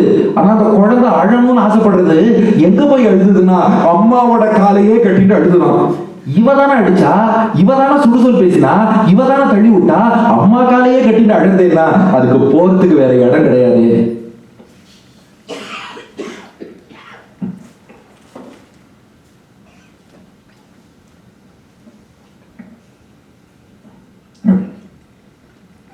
இந்த அம்மா தானே அடிச்சா, இந்த அம்மா தானே சுடுசொல் பேசினா, இந்த அம்மா தானே பிடிச்சி விரட்டினா, திரும்ப அவகிட்டயே போறதுன்னா அந்த குழந்தைக்கு போறதுக்கு வேற இடம் கிடையாது. அம்மா அடிச்சாலும் உதைச்சாலும் திட்டினாலும் விரட்டினாலும் அதுக்கு போறதுக்கு வேற இடம் கிடையாது. அம்மா காலை பிடிச்சிட்டு தான் அழும். மற்றவள் தன் அருள் நினைந்தே அழும் குழவி. அது போலதான் குலசேகர பெருமாள் பாடுறார், பெருமாளே நீ கஷ்டம் கொடுத்தாலும் என்னை எவ்வளவு தண்டிச்சாலும் உன்னை விட்டா போறதுக்கு எனக்கு ஒரு இடம் கிடையாது. இந்த இடத்துல பெரியவாச்சான் பிள்ளை வியாக்கியானத்துல ஒரு உதாரணம் சொன்னார், கேட்டா கண்ணீர் வந்துடும். ஒருத்தன் என்ன பண்ணானா, ஒரு நாயை கூப்பிட்டு ஒரே ஒரு நாள் அந்த நாய்க்கு சோறு வச்சுட்டான். அந்த நாய் உன் போட்ட சாப்பாட்டை சாப்பிடுது. அடுத்த நாள்ல இருந்து அந்த நாயை விரட்டி விரட்டி அடி அடி அடி அடிக்கிறான். எவ்வளவு அடிச்சாலும் அந்த நாய் அவன் காலையே கட்டிட்டு அழறான். ஏன்னா ஒரு நாள் எனக்கு அவன் சாப்பாடு போட்டுட்டான், அதனால தினந்தோறும் போட்டு அடி அடின்னு அடிக்கிறான். நீ வராதேன்னு கல்லால் அடிக்கிறான், விரட்டுறான். அந்த நாய் போக மாட்டேங்கிறது, அவன் காலையே சுத்தி சுத்தி ஓடி வருது. குலசேகர பெருமாள் சொல்றாரு, அடியேதான் அந்த நாய், நீ தான் அந்த நபர். நீ எனக்கு ஒரே ஒரு நாள் சோறு போடுற மாதிரி ஒரு அனுகிரகம் பண்ணிட்ட, அதனால உங்ககிட்ட சரணாகதி பண்ணிட்டேன். இனி நீ எவ்வளவு அடிச்சாலும் இந்த நாய் வேற எங்கேயும் போகாது. நீ கல் எடுத்து அடிச்சாலும் குச்சியால் அடிச்சாலும் எத்தனை தண்டிச்சாலும் எனக்கு வேற போக்கிடம் கிடையாது. வேற போறதுக்கு ஏதாவது இடம் தெரிஞ்சதுன்னா உங்ககிட்ட இருந்து போச்சு நாங்க போறேன்ட்டு போகலாம். எனக்கு வேற எங்க போக தெரியும். அந்த நாய்க்கு ஒரு நாள் சாப்பாடு போடுறான் பாருங்க, அவனை தவிர வேற யாரையும் தெரியாது. இந்த சின்ன குழந்தை இருக்கே, தன்னை அடிச்சாலும் திட்டினாலும் அந்த அம்மாவை தவிர வேற யாரையும் தெரியாது. எனக்கும் தான் நீ வாழ்க்கையில எத்தனை கஷ்டம் கொடுத்தாலும், சோதனை மேல சோதனை நீ வாழ்க்கையில என்ன போட்டு கஷ்டப்படுத்திட்டே இருந்தாலும் உன்னை தவிர யாரும் தெரியாது. நான் எங்க பாப்போம்? பெருமாள் கேட்டார், அக்கா இத்தனை சோதனையும் தாங்கிக்க முடியுமான்னு. அதுக்கு பதில் சொன்னார், ஏன் தாங்கிக்க கூடாது? வாழால் அறுத்து சுடினும் மருத்துவன் பால் மாளாத காதல் நோயாளன் போல் மாயத்தால் மீளா துயர் பெருடும் வித்துவ கோட்டம்மா நீயாளா உணதருளே பார்ப்பன் அடியேனே. தாங்கிண்டா என்னப்பா தப்பு? மருத்துவத்தை போறோமே, அறுவை சிகிச்சை சர்ஜரின்னு டாக்டர் பண்றார். அப்ப என்ன பண்றாருன்னா வாழால் அறுத்து கத்தி எடுத்து வெட்டுறார். சுடினும் காட்டரைசேஷன் சூடு வைக்கிறார். மருத்துவன் வெட்டினாலும் சூடு வச்சாலும் அது வலிக்கத்தான் வலிக்கும். என்னதான் அனஸ்தீசியா கொடுத்தாலும் அனஸ்தீசியா போன அப்புறம் வலி வரதா இல்லையா? வலிச்சாலும் என்ன பண்றோம்னா டாக்டர் வெட்டுறதெல்லாம் பொறுத்துக்கிறோம், தாங்கிக்கிறோம். என்ன காரணம்? வியாதி குணமாறதுக்காக பண்றார், நம்ம நன்மைக்காக பண்றார். அந்த டாக்டர் மேல நம்ம வைக்கிற நம்பிக்கையை பெருமாள் மேல வைக்க கூடாதா? வாழ்க்கையில ஒரு கட்டம் கொடுத்தாலும், ஒரு வலியை கொடுத்தாலும், ஒரு சோதனையை கொடுத்தாலும் டாக்டர் செஞ்சா நன்மைக்குன்னு புரிஞ்சுக்கிறோம் இல்லையா? அதுவும் டாக்டர்கிட்ட மட்டும்தான் சம்பாவனை கொடுத்து வெட்டு வாங்கிக்கிறோம். வேற யார்ட்ட காசு கொடுத்து வெட்டுவாங்க. ரவுடி கையில கத்தி வச்சிருக்கானா, அவங்களுக்கு 1000 ரூபாய் சம்பாவனை தரேன் என்ன வெட்டுன்னு சொல்லுவோமா? ஆனா டாக்டர் கையில இருக்க ஸ்கால்பலுக்கு எவ்வளவு வேல்யூ, அவருக்கு ஃபீஸ் கொடுத்து நம்ம வெட்டு வாங்கிக்கிறோம். அதுலயும் ஒரு டாக்டர் என்ன பண்ணாரா, ஆபரேஷன் தியேட்டர்ல பேஷண்ட் டேபிள்ல இருக்கா, கத்தி எடுத்துட்டார். திடீர்னு நம்ம உபன்யாசம் யாரோ யூடியூப்ல போட்டுருக்கா, அஹிம்சா பரமோ தர்மஹா, ஓ அஹிம்சை தான் வசதி, நான் வெட்ட மாட்டேன்னு போனதும் பேஷண்ட் துரத்தின்னு போனாங்க. சார் சார் பரவாயில்ல சார், வெங்கடேஷ் உபன்யாசத்தை கேட்காதீங்க, நீங்க எனக்கு ஆபரேஷனை பண்ணுங்க கூட்டுன்னு வந்து பண்ண சொல்றோம். அப்ப அந்த டாக்டர் ஆபரேஷன் பண்றாருன்னா அது வலிச்சாலும் சூடு வச்சாலும் எரிஞ்சாலும் எத்தனை கட்டம் வந்தாலும் என் நன்மைக்காக இவர் செய்கிறார்னு ஒரு நம்பிக்கை வச்சிருக்கோம் இல்லையா? அது போலதான் வாழ்க்கையில பெருமாள் சோதனை கொடுப்பார், சில கட்டம் கொடுப்பார். அத்தனை எதுக்குன்னா நம்மை பக்குவப்படுத்துவதற்காகத்தான் எம்பெருமான் தருகிறான். அப்ப நம்ம என்ன பண்ணணும்னா இது அத்தனையும் நம்மை பக்குவப்படுத்த எம்பெருமான் தந்ததுன்னு புரிஞ்சுட்டு வாழ்க்கையில ஒரு வெற்றி கிடைத்தால் அது இறைவன் தந்த பரிசு எடுத்துட்டு, வாழ்க்கையில ஒரு தோல்வி கிடைச்சா அது இறைவன் தந்த பாடம்னு எடுத்துட்டு, சீட்டு எங்க இருந்தாலும் டக்குன்னு அந்த இடத்துல உட்காந்துட்டு மத்தவா எல்லாரும் உபன்யாசகரை பார்க்காம உட்கார்றவாளையே பார்த்துட்டு இருக்காளேன்னு சொல்லிட்டு டக்கு டக்குன்னு ஏதோ ஒரு இடத்துல உட்காருவதுதான் எப்படி சிறப்போ, அது போல வாழ்க்கையில இன்பம் வந்தாலும் துன்பம் வந்தாலும் எந்த சீட்டு கிடைக்கிறதோ அந்த சீட்ல உட்காருவோம். ஏன்னா நீங்க உட்கார்ந்த சீட்டு உங்களுக்கு பெருமாள் கொடுத்த சீட்டு, அவ்வளவுதான். அது முன்வரிசையா இருந்தா என்ன, பின்வரிசையா இருந்தா என்ன, ரிசர்வ்னு ஒரு போர்டு போட்டிருந்தா என்ன, ரிசர்வ்னு போடலைன்னா என்ன, எதுவா இருந்தாலும் அது எம்பெருமான் கொடுத்தா நம்முடைய நன்மைக்காக தான் கொடுத்துருப்பான். உங்களுக்கு பின்னாடி சீட்டு கொடுத்துருக்காங்கன்னா எப்ப வேணா எழுந்து போறதுக்கு வசதியா கொடுத்துருக்கான்னு அர்த்தம். முன்னாடி சீட்டு கொடுத்துருக்காங்கன்னா உபன்யாசத்தை நன்னா ரசிக்கிறதுக்காக கொடுத்துருக்கான்னு அர்த்தம். எல்லாத்தையுமே பாசிட்டிவா பார்த்துருக்கோம். ஏன்னா வாழ்க்கையில இன்ப துன்பம் மாறி மாறி தான் வரும். வாழ்க்கைங்கிறதே ஒரு இசிஜி. இந்த இசிஜியில் பாருங்க, பி வேவ்னா மேலே போகும், கியூ வேவ் கொஞ்சம் கீழே வரும், ஆர் வேவ் நல்லா மேலே போகும், எஸ் வேவ் நல்லா கீழே வரும், டி வேவ் கொஞ்சம் மேலே போகும். அது போலதான் வாழ்க்கையில இன்பம் துன்பம் மாறி மாறி வரும். இசிஜி ஸ்ட்ரெயிட் லைனா இருந்தா பேஷண்ட் விசா வாங்கிட்டாருன்னு அர்த்தம். அது போல வாழ்க்கையும் ஸ்ட்ரெயிட் லைனா இருந்தா வாழ்க்கையில உயிரோட்டம் இருக்காது. இன்ப துன்பம் மாறி மாறி வரும். ஆனா அந்த டாக்டர் மேல வைக்கிற அந்த நம்பிக்கையை மருத்துவனாய் நின்ற மாமணிவண்ணன் மேல வைப்போம். கொஞ்சம் யோசிச்சு பாருங்க, டாக்டர்கிட்ட வைத்தியம் பண்ணிக்க போறோமே, யாராவது சார் உங்க சர்டிபிகேட் கொடுங்க, நீங்க எம்பிபிஎஸ் பாஸ் ஆஃப் ஃபெயில் யாராவது கேட்கிறோமா, இவர் நல்ல டாக்டர் எல்லாரும் சொன்னா நம்பி போயிடுறோம். ஆனா பெருமாள்கிட்ட சரணாகதி பண்ணும்போது மட்டும் கேள்வி கேட்கிறோமே, ஏன் என்று யோசித்து பாருங்கள். ஒரு ஃபிளைட்ல ஏறி உட்காடுறோம், பைலட் யாருன்னு பாக்குறோமா, அதெல்லாம் கரெக்டா போவார், நம்பி ஏறி உட்காடுறோம், அவனும் இங்க கொண்டு போய் விடுறான். ஆனா பெருமாள்கிட்ட சரணாகதி பண்ணும்போது மட்டும் 1000 கேள்வி, காப்பாற்றுவாரா மாட்டாரா, பைலட் மேல வைக்கிற நம்பிக்கையை, ட்ரெயின் ஓட்டுற அந்த இன்ஜின் டிரைவரா அவர் மேல வைக்கிற நம்பிக்கையை, சர்ஜன் மேல வைக்கிற நம்பிக்கையை எம்பெருமான் மேல வைப்போம். நம்ம வாழ்க்கையை நிச்சயம் அழிச்சுட்டு போவோம். அதாவது இந்த ஃபிளைட் மட்டும் அடிக்கடி கிராஷ் ஆகுது தெரியுமா, அது என்ன காரணம்னு ஆராய்ச்சி பண்ணி ஒருத்தர் சொல்றாரு. இந்த ஃபிளைட் மட்டும்தான் ஆரம்பமே அபசகுணமா பேசுறான். ஃபிளைட்ல ஏறி உட்காந்து இந்த ஃபிளைட் எப்ப வேணாலும் கிராஷ் ஆகலாம், அதனால நாங்க உங்களுக்கு மேல ஒரு ஆக்சிஜன் மாஸ்க் வச்சிருக்கோம், அதை எடுத்து எப்படி மாட்டிக்கணும், இதான் முதல் வார்த்தை. அதுக்கப்புறம் திடீர்னு ஃபிளைட்ல நெருப்பு பிடிக்கலாம், நெருப்பு பத்திட்டா எமர்ஜென்சி எக்ஸிட்ல எப்படி வெளியில போகணுங்கிறதுக்கு நாங்க ரூட் வச்சிருக்கோம். திடீர்னு இந்த ஃபிளைட் தண்ணீர்ல போய் விழலாம், அதுல இருந்து எப்படி நீங்க தப்பிச்சு வரணுங்கிறதுக்கு அதுக்கு ஒரு ஆடை வச்சிருக்கோம். திடீர்னு வானத்திலேருந்து குதிக்க சொல்லுவோம், அதுக்கு பேராசூட் வச்சு. நீ ஆரம்பிக்கும் போதே இப்படி முதல்ல எல்லாரும் சேஃபா போயிட்டு வாங்க, இதெல்லாம் முதல்ல பேசுவானா, இதுதான் அஸ்து தேவதைன்னு ஒண்ணு இருக்கும்பா, எது சொன்னாலும் பக்கத்துல இருந்து அஸ்து அஸ்து அப்படி ஆகட்டும் அதான் அது கிராஷ் ஆயிடுறதுங்கிறான். ஆனா இவ்வளவு அமங்கரமா அவன் பேசினாலும் அது எல்லாத்தையும் மீறி நாம அந்த இன்ஸ்ட்ரக்ஷன்லாம் கேட்டு ஓகே, இங்க இது இருக்கு, இங்க லைஃப் ஜாக்கெட் இருக்கு, எல்லாம் okay, first apply the mask to your self before helping others, எல்லாத்தையும் கேட்டுட்டு அதுக்கப்புறம் நாம போயிட்டு இருக்கோம். அவன் மேல வைக்கிற நம்பிக்கையை பெருமாள் மேல வைக்கலாமே. வாழால் அறுத்து சுடினும் மருத்துவன் பால் மாடாத காதல் நோயாளன். எத்தனை கஷ்டம் டாக்டர் கொடுத்தாலும் எல்லாத்தையும் பொறுத்து அந்த மாத்திரைக்கு சைடு எஃபெக்ட் வேற வருது, அதெல்லாமும் பொறுத்துட்டு தானே வைத்தியம் பண்ணிக்கிறோம். சைடு எஃபெக்டே இல்லாம வைத்தியம் பண்றான். எம்பெருமான்ட்ட நம்பிக்கை வைப்போம், கஷ்டம் கொடுத்தாலும் அவனை விட்டு போக மாட்டோம். இதை குலசேகர பெருமாள் காட்டினார். 6 சரணாகதி அடுத்து கரெக்டா வரும் 60 நிமிஷம் 6 சரணாகதி. இப்ப 7வது சரணாகதி பெரியாழ்வார் சரணாகதி. இவர் என்ன பண்றார், 4ஆம் 10 10ஆம் திருமொழி முதல் பாசுரம், துப்புடையாரை அடைவது எல்லாம் சோர்விடத்து துணையாவர் என்றே ஒப்பிலேனாகிலும் நின் அடைந்தேன், ஆணைக்கு நீ அருள் செய்தமையால் எய்ப்பெண்ணை வந்து நலியும் போது அங்கேதும் நான் உன்னை நினைக்க மாட்டேன், அப்போதைக்கு இப்போதே சொல்லி வைத்தேன் அரங்கத்து அரவணை பள்ளியானே. இது அற்புதமான ஒரு சரணாகதி. அப்போதைக்கு இப்போதே சொல்லி வைத்தேன். அது என்னன்னா, பெரியாழ்வார் ஸ்ரீரங்கநாதன் கேட்கிறார், இந்த உலகத்துல எல்லாருக்கும் மிகப்பெரிய பயம் என்ன தெரியுமா? உலகத்துல கிரேட்டஸ்ட் ஃபியர் என்ன? மரணத்துக்கு அப்புறம், ஆஃப்டர் டெத், மரணத்துக்கு அப்புறம் என்ன ஆகும், நாம எங்கேயாவது நரகத்துல போய் மாட்டிடுவோமோ, நம்மள ஏதாவது கும்பி பாவம் எங்கேயாவது எண்ணெய் கொப்பரையில போட்டு வறுத்துருவாளோ, இது ஒரு பயம். இன்னொரு பயம் என்னன்னா, ஒருவேளை அடுத்த பிறவி எடுக்கிறோன்னு வச்சுக்கோங்களேன், அந்த பிறவி எந்த நாட்டுல பிறப்போம், எந்த தர்மத்தை ஃபாலோ பண்றவாடா பிறப்போம், அப்ப நம்ம பெற்றோர்கள் எப்படி இருப்பா, அப்ப நமக்கு ஆச்சாரிய சம்பந்தம் கிடைக்குமா, இப்போ ஏதோ கொஞ்சத்துக்கு கொஞ்சம் பக்தி இருக்கு, அடுத்த ஜென்மத்துல இந்த பக்தி இருக்குமா, நிறைய இஃப்ஸ் அண்ட் பட்ஸ், நிறைய சந்தேகம். இதைத்தான் மகான்கள் ரொம்ப பயப்படுறா. அதனாலதான் இப்போ ஒரு சனாதன தர்மத்துல நமக்கு ஒரு பிறவி கிடைச்சிருக்குன்னா இந்த பிறவியை யூட்டிலைஸ் பண்ணிட்டு எப்படியாவது இனி பிறவி இல்லாம பண்ணிட்டு இருக்கோம். இப்ப பகவான் கொடுத்த ஆப்பர்ச்சுனிட்டியை மிஸ் பண்ணிட்டா இனி இந்த வைஷ்ணவ ஜென்மா எப்ப கிடைக்கும் யாருக்கு தெரியும். இதுதான் எல்லாருக்கும் பயமா. இப்ப பெரியாழ்வார் என்ன சொல்றார், இந்த பயத்தை போகணும்னா யார்கிட்ட போகணும்னா துப்புடையாரை அடைவது. துப்பு இருக்க வாட்ட போகணும். நம்ம துப்புன்னு ஒரு வார்த்தை சொல்லுவோம் இல்லையா, டேய் சம்பாதிக்க துப்பு இருக்கான்னு கேட்போம் இல்லையா. துப்புன்னா என்ன? சாமர்த்தியம் அர்த்தம். அதான் துப்புடையாரை அடைவது. இந்த சாமர்த்தியம் இருக்கிற ஆள்கிட்ட போகணும். எந்த சாமர்த்தியம்னா பிறவி பிணியை போக்கக்கூடிய சாமர்த்தியம் இருக்கே, அவன்கிட்ட போகணும். துப்புடையாரை அடைவது எல்லாம் சோர்விடத்து காப்ப. எல்லாம் சோர்வும், அதாவது நம்ம புலன்கள் எல்லாம் அப்படியே கடைச்சு போய் மரணப்படுக்கையில விழுறோமே, அப்படி மரணப்படுக்கையில் இருக்கும்போது மறுபிறவி இல்லாமல் காக்கக்கூடிய ஆற்றல் யாருக்கு இருக்கோ அவன்கிட்ட போறோம். பெரியாழ்வார் சொன்னார், ரங்கநாதா நீதான்ப்பா அந்த துப்பு உள்ளவன், அந்த சாமர்த்தியம் உள்ளவன் தான் நீதான். நாங்களாம் இல்லாதவாதான், எல்லாரும் எங்களை அப்படிதான் திட்டின்னு இருப்பா, எங்களுக்கு அது கிடையாது. உங்ககிட்ட அது இருக்கு, சாமர்த்தியம் இருக்கு, அதனால உங்ககிட்ட நான் வந்திருக்கேன். ஆனா என்னுடைய ப்ரொஃபைல் எல்லாம் பார்க்காத, மோட்சம் தர அளவுக்கு தகுதி இருக்கா, அந்த மாதிரி என் கரிக்குலம் வைட்டு எல்லாம் கேட்காத. ஒப்பிலே நாகிலும் என்கிட்ட அதெல்லாம் கிடையாது. ஆனா உன் ப்ரொஃபைல நான் ஆராய்ச்சி பண்ணி பார்த்தேன். நீ ஒரு யானைக்கு கூட அனுகிரகம் பண்ணியிருக்க. கஜேந்திரன் ஒரு யானை கூப்பிட்டுது, கூப்பிட்ட குரலுக்கு ஓடி போனியோ இல்லையோ, அந்த யானைக்கு ஆபத்துன்னு கூப்பிட்ட போது ஓடின போல எனக்கும் கொஞ்சம் காப்பாற்றி விட்டுடு. அவ்வளவுதானே. ரங்கநாதன் பெரியாழ்வார்ட்ட சொன்னானா அப்படின்னா நீங்க ஒண்ணு பண்ணுங்க, அந்த யானை ஆபத்து வந்தப்போ ஆதி மூலமே உரத்த குரலை கத்திட்டு பாருங்க, நான் கருட வாகனத்துல வந்து காப்பாத்தினேன்னா நீங்களும் என்ன பண்ணுங்க, அந்த மரண தருவாய் வரும், மரணப்படுக்கையில் அப்படியே கிடப்பீர்கள், கப்பவாதம் பித்தம் இழுத்துட்டு இருக்கும், அச்சுச்சோ மறுபிறவியால் பயம் வரும்.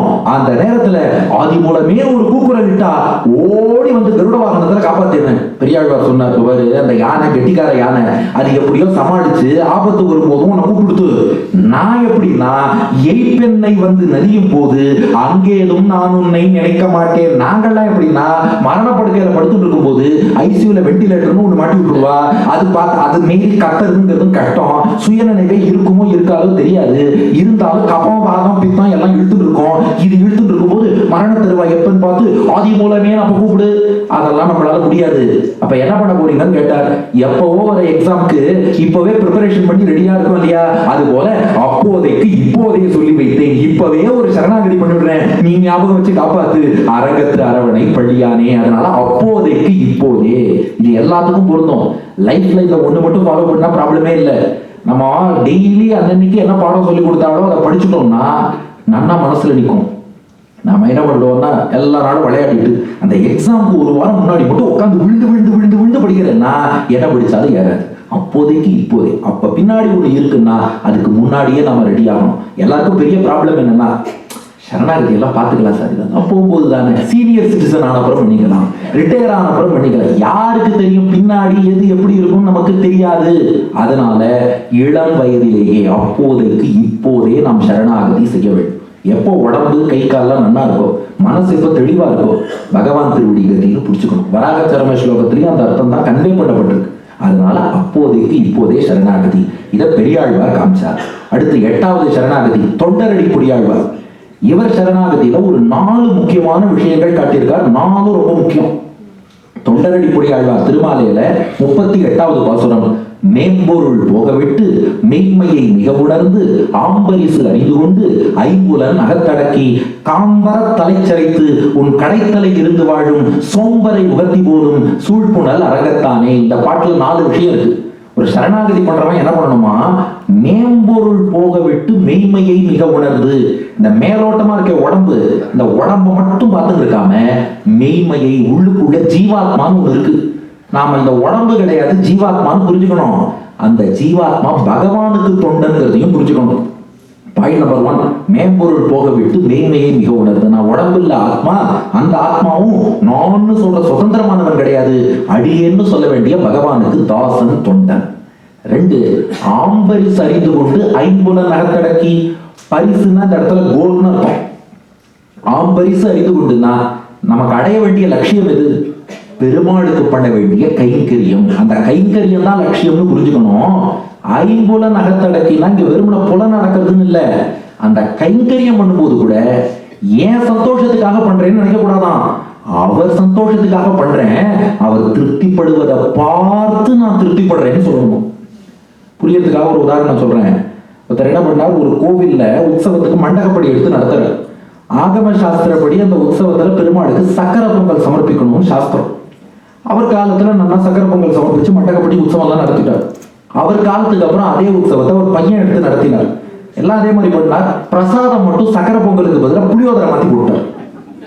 எல்லாரும் கேட்டா, இல்லையே இந்த உற்சவத்துக்கு சக்கர பொங்கல் தான் போடணும், புளியோதரை மாத்திட்டீங்களே ஏன்னு கேட்டார். எனக்கு டயபெட்டிஸ் இருக்கு. அதாவது மண்டகப்படிக்காரருக்கு டயபெட்டிஸ் இருக்கிறதுனால சக்கர பொங்கல் பெருமாளுக்கு பண்ணா இவர் சாப்பிட முடியாதான், அதுக்காக பெருமாள் சக்கர பொங்கலை புளியோதரையா மாத்திட்டாரு. இதுதான் ஐம்புலன் அகத்தடக்கி. அதனால இது எனக்காக ஒண்ணு பண்றேன்னு பண்ணக்கூடாது. முதல்ல பெருமாளுக்கு எது திருப்தின்னு பார்த்து கைங்கரியம் பண்ணணும். அதுக்காக சந்தோஷம் இல்லையான்னு கேட்காதீங்க, அவர் சந்தோஷப்படுறத பார்த்து நான் சந்தோஷப்படணும். நானே கைங்கரியம் பண்ண நானே சந்தோஷப்பட்டேன்னு இருக்கக்கூடாது. நான் பண்ண கைங்கரியத்துக்கு பெருமாள் சந்தோஷப்படணும். பெருமாள் சந்தோஷப்படுறத பார்த்து நான் சந்தோஷப்படணும். அதுதான் ஆம்பரிசு அறிந்து கொண்டு ஐம்புலன் அகத்தடக்கி. அவன் உகப்புக்கு அந்த கைங்கரியம் தான் நிரந்தரமா பண்ணிட்டே இருக்கணும். அதாவது அழகா ஒரு உதாரணம் சொல்லுவா, முதலாளிக்கு வேலை போனாலும் தொழிலாளிக்கு வேலை போகக்கூடாது, தொழிலாளி வேலை செஞ்சுட்டே இருக்கணுமா. இது ஒரு கதை சொல்றேன், நீங்க மறக்கவே மாட்டேன். ஒரு கவர்மெண்ட் ஆபீசர் ஒருத்தர் இருந்தார். எங்க ஊர்ல எல்லாம் கவர்மெண்ட் சம்பளம்னா அதுக்கு தனி வேல்யூ உண்டு. காசா இருந்தாலும் கவர்மெண்ட் காசா இருக்கணும்பா. அப்படி ஒரு பெரிய கவர்மெண்ட் எம்ப்ளாயி. அவர் நல்ல ஃபுட்டி நல்லாவும் சாப்பிடுவார். வீட்டுல சமயக்காரன் போட்டிருக்காரு. டெய்லி சமைக்கும் போது 2 பொரியல், 2 கூட்டு, 2 அப்பளம், 2 டம்ளர் பாயசம் எல்லாம் போட்டு விருந்து வைக்கணும்ன்ற நல்லா சமைச்சு போட்டுருக்கான். 60 வயசாச்சு, ரிட்டையர் ஆயிட்டார். சமயக்காரனை கூப்பிட்டாரு, பாருப்பா பெண்ணும் சன்னும் என்ன பார்த்துக்க மாட்டா, பென்ஷன் தான் பார்த்துக்கணும். பெண்ணும் சன்னும் இப்பெல்லாம் பார்த்துக்க மாட்டா, பென்ஷன் தான் பார்த்துக்கணும். பென்ஷன் பாதி சம்பளம் தான். அதனால இந்த சமையலுக்கு என்னென்ன பண்ணியோ பாதியா குறைச்சிது. 1 பொரியல், 1 கூட்டு, 1 டம்ளர் அப்பளம், 1 டம்ளர் பாயசம், 1 அப்பளம் போதும். சரின்ட்டாங்க. ஆனா சமையலுக்கு அதே செலவு, பட்ஜெட் மட்டும் அதே பட்ஜெட் ஆகுது.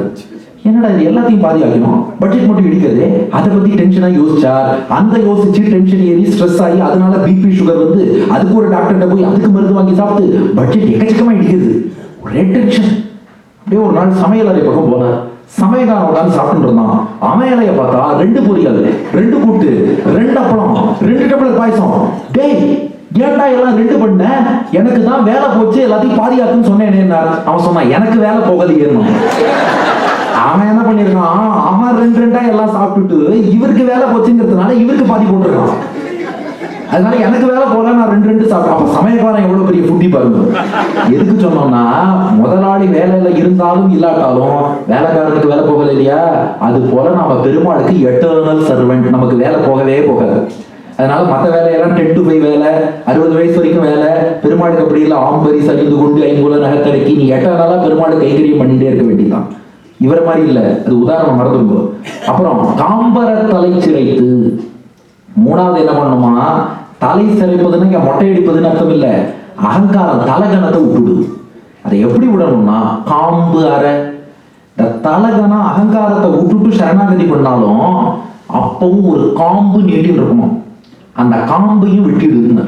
என்ன காம்புன்னு கேட்டோம். இப்போ நான்கிறத விட்டுட்டு அடியேன்னு சொல்லி சரணாகதி பண்றோம். பண்ணதுக்கு அப்புறம் சொல்லுவாங்க, பார்த்தா உலகத்துல எல்லாம் அப்படியே கண்டு கேட்டு உற்று மூந்து உண்டு உடலும் சிச்சின் பத்திர அப்படியே எல்லாம் வாழ்ந்துட்டு இருக்கா. டிஃபன் சாப்பிட்டு டீ குடிச்சு டிவி பார்த்தா வாழ்க்கைன்னு வாழ்ந்துட்டு இருக்கா. அடியன் எல்லாம் எப்படின்னா சரணாகதி பண்ணியிருக்கேன். அடியன் பாருங்க இவ்வாட மாதிரிலாம் கிடையாது. அடியன் வந்து பெருமாள்கிட்ட சரணாகதி பண்ணியிருக்கேன். அடியன் எப்போ ரொம்ப டிவோட்டட், அடியன் இதெல்லாம் படிச்சிருக்கேன், அடியன் நல்ல பக்தனா சொன்னான்னா இவன் சரணாகதி பண்ணதே வேஸ்ட். அப்ப என்ன பண்ணணுமா, அந்த சரணாகதி கூட அடியனா பண்ணல, பகவானே பண்ண வைத்தான்னு சொல்லிட்டா அது காம்பர தலைச்சிறத்து. வெறும்ன தலைச்சிறத்துனா நான் சரணாகதி பண்ணினேன், காம்பர தலைச்சிறத்துனா அது கூட நான் பண்ணல, அவனே பண்ண வைத்தான். இது 3வது. உன் கடைத்தலை இருந்து வாழும் சோம்பரை உகத்தி போலும். கடைத்தலைனா என்னன்னா அதை ஜம்புள் பண்ணிக்கணும். தலைக்கடை, புழைக்கடைனா கொல்லைன்னு அர்த்தம், தலைக்கடைனா வாசல்னு அர்த்தம். பெருமாளுடைய வாசல்ல சோம்பேறியா உட்கார்ந்துருவானோ. சோம்பேறினா அதுக்காக நாம லோகத்துல பாக்குற சோம்பேறின்னு அர்த்தம் இல்ல. என்னை காத்துக் கொள்வதற்கு நான் எந்த ஆக்ஷனும் எடுக்க தேவையில்லை. என்னை காத்துக்கொள்ளும் விஷயத்துல, மோட்சத்துக்கு போற விஷயத்துல, ஏன்னா சரணாகதிக்கு நான் அண்டர்லைன் பண்ணிக்கணும். நான் சரணாகதி பண்ணிட்டேன், உபன்யாசகர் சொல்லிட்டார், நாள்ல இருந்து சோம்பேறியா ஒண்ணுமே பண்ண வேண்டாம், அப்படியெல்லாம் இல்லை.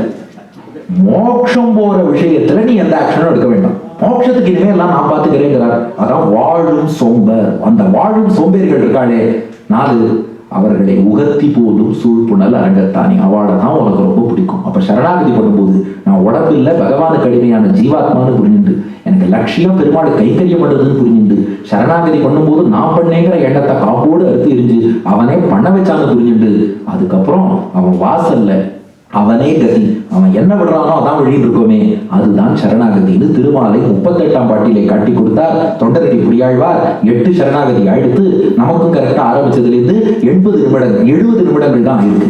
இப்ப அடுத்து 9வது சரணாகதி திருப்பாணாழ்வார் சரணாகதி. இவர் ரொம்ப வித்தியாசமா பண்ணார்.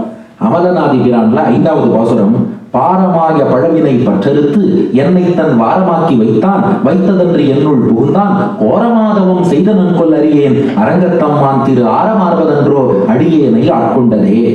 இந்த பாட்டுல என்ன சாதிக்கிறார்னா, பாரமாய பழவினை பற்றறுத்து, திருப்பாணாழ்வாருடைய திருவுள்ள மனசு இருக்கே அதுல ஒரே அழுக்கம், பாபங்கள், தீய எண்ணங்கள், வேண்டாத விஷயங்கள், இதெல்லாம் அழுக்கு அப்படியே மனசுல அவ்வளவு இருந்துதான். பெருமாள் என்ன பண்ணாரா, அத்தனை பாரத்தையும் ஒரு நொடியில ஓவர் நைட்ல அந்த மனசுல இருந்த அழுக்கு எல்லாத்தையும் போக்கிட்டாராம். போக்கினதோடு இல்ல, என்னை தன் வாரமாக்கி வைத்தான், என் சொத்து, இவர் என்னுடைய அன்பன், என்னுடைய உடைமைன்னு பெருமாள் நிலைநாட்டினாராம். இதுக்கு பெரியவாச்சான் பிள்ளை வியாக்கியானத்துல ஒரு உதாரணம் சொல்றாரு. என்ன உதாரணம்னா, இப்போ உங்க ஊர்ல எப்படின்னு தெரியாது, நம்ம பாரத தேசத்துல எல்லாம் ஒரு லேண்ட் வாங்கிட்டு அதுல வீடும் கட்டாம நாமும் கவனிக்காம அப்படியே விட்டா என்ன ஆகும்? அவருக்கு தெரியும் அந்த விஷயம். குடிசை போட்டுடுவான். லேண்ட் உங்க ஊர்ல அப்படி கிடையாதா? இங்க கிடையாதா? ஓகே, நம்ம ஊர்ல லேண்ட் வாங்கிட்டு ஒரு 6 மாசம் நீங்க கவனிக்காம விட்டுனா வேற யாரோ குடிசை போட்டுருவான். இது வியாக்கியானத்துல பெரியவாச்சான் பிள்ளை காட்டுற. திருப்பாணாழ்வாருடைய மனசு இருக்கு பாருங்க, அது பெருமாளுக்கு சொந்தமான லேண்டாம். அதுல பெருமாள் வராதனால என்ன பண்ணிட்டான், இந்த காமம், கோபம், லோகம், மோகம், மதம், மாத்சரியம், அகங்காரம், மமகாரம் எல்லாம் டென்ட் போட்டு உள்ள வந்துட்டான். பெருமாள் பார்த்தான், நான் வரலங்கிறதுனால தானே நீங்க எல்லாம் டென்ட் போட்டு. உடனே என்ன பண்ணுவான், எல்லாரையும் விரட்டி விட்டுட்டு என்னுடைய இடம்னு போய் அங்க ஒரு போர்டு வச்சு சாப்பிடுவான், இது இன்னாருக்கு சொந்தமான இடம், யாரும் குடிசை போடக்கூடாதுன்னு. அது போல பாரமாரிய பழவினை பற்றறுத்து உள்ள குடிசை போட்ட தீய எண்ணத்தெல்லாம் விளக்கினார். என்னை தன் வாரமாக்கி வைத்தான், போர்டு வச்சுட்டார், எனக்கு தான் சொந்தம். அப்புறமும் பெருமாள் யோசிச்சாராம், போர்டு வச்சா மட்டும் குடிசை போடாம இருப்பான், போர்டை தூக்கி போட்டு குடிசை போடுவான். அப்ப அவன் குடிசை போடாம இருக்க என்ன வழி? நாமளே போய் குடி போனாதான் வழி. நாமளே வீடு கட்டி உள்ள போயிட்டா குடிசை போட மாட்டான். ஓகே, வைத்ததன்றி என்னுள் புகுந்தான். அதனால பெருமாள் என்ன பண்ணாராம், திருப்பாணாழ்வாருடைய உள்ளத்துக்குள்ளேயே வந்து கோவில் கொண்டாராம். இனிமே யாரும் குடிசை போட மாட்டா, இனி தீய எண்ணங்கள் வராம இருக்கணும்னா இவர் உள்ளத்துக்குள் நானே கோவில் கொள்கிறேன்னு எம்பெருமான் வந்து கோவில் கொண்டான். வைத்ததன்றி என்னுள் புகுந்தான். இப்ப இத்தனையும் பெருமாள் பண்ணாரே, இந்த தீய எண்ணங்கள் எல்லாம் விளக்கினார், தன்னுடைய அன்பன்னு என்ன ஆக்கினார், உள்ளத்துக்குள்ளேயே வந்து கோவில் கொண்டார். இத்தனைக்கு நான் என்ன பண்ணேன்? நான் ஒண்ணுமே பண்ணல. அப்புறம் ஏன் பெருமாள் என்னை ரட்சித்தார்? யோசிச்சு பார்த்துட்டு திருப்பாணாழ்வார் சொல்றார், கோரமாதவம் செய்தனன் கொல் அறியே. நான் எந்த தபசும் பண்ணல, என்னை அடைவதற்காக கோரமாதவம் செய்தனன் கொல், என்ன அடையணுங்கிறதுக்காக 2 காவிரி மத்தியில ஸ்ரீரங்கநாதன் உட்கார்ந்து தபஸ் பண்ணி, அவர் தபஸ் பண்ணி என்ன வந்து அடைஞ்சுட்டார். ஏன்னா என்னால தபஸ் பண்ண முடியாதுன்னு தெரிஞ்சு கொடுத்து, பையனால ஹோம்ஒர்க் எழுத முடியலன்னா பையனுக்காக அப்பா ஹோம்ஒர்க் எழுதுவார். என்னால தபஸ் பண்ண முடியலங்கிறதுக்காக என் சார்பில் பெருமாளே தபஸ் பண்ணி கோரமாதவம் செய்தனும் கொல் அறியேன் அரங்கத்தம்மான். இத்தனைக்கு எது காரணம்னா, திரு லக்ஷ்மி இருக்கா திருமார்பில, அவதான் தபஸ் பண்ண சொல்லியிருக்கா.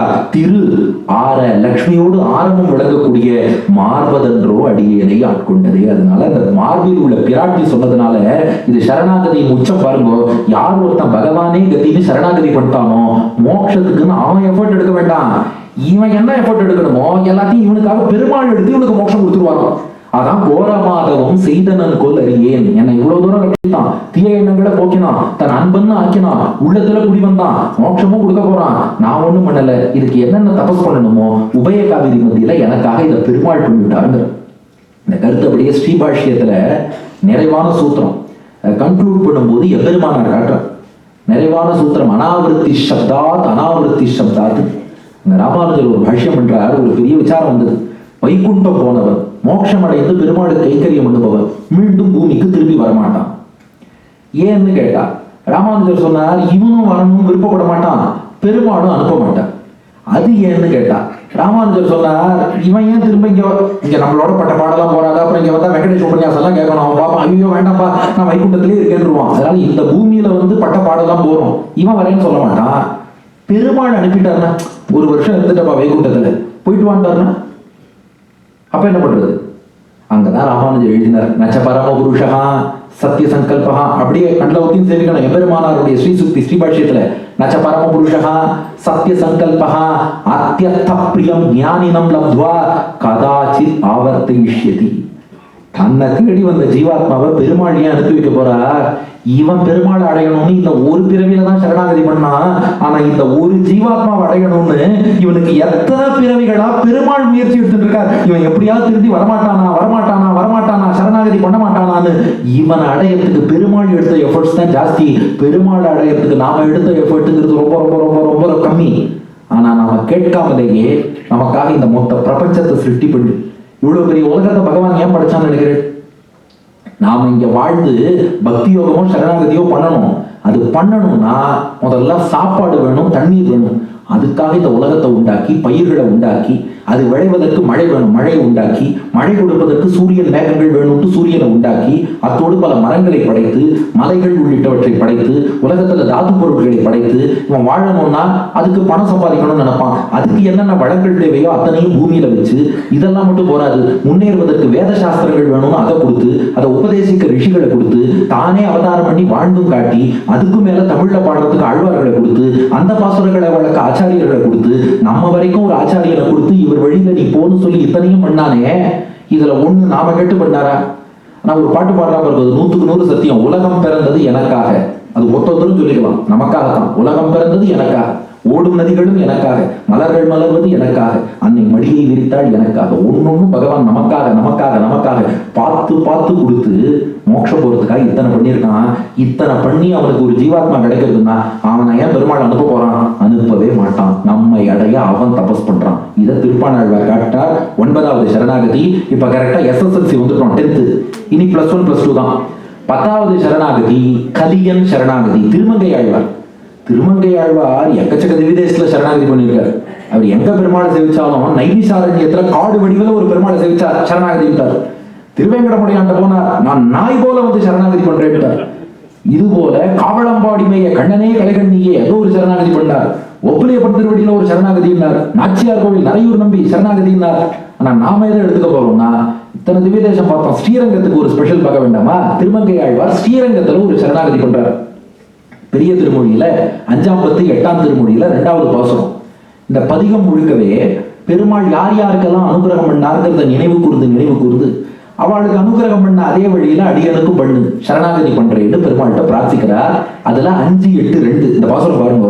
வாதமா மகன் மற்கடம் விலங்கு மற்றோர் சாதி என்று ஒழிந்திலை, உகந்து காதல் ஆதரம் கடலினும் பெருகச் செய் தகவினுக்கில்லை கைமார் என்று கோதில் வாய்மையினாயோடும் உடன் ஒன்பன் என்ற ஒன்பொருள் எனக்கும் ஆதல் வேண்டும் என்று அடியனை அடைந்தேன் அணிமொழில் திருவரங்க தம்மானே.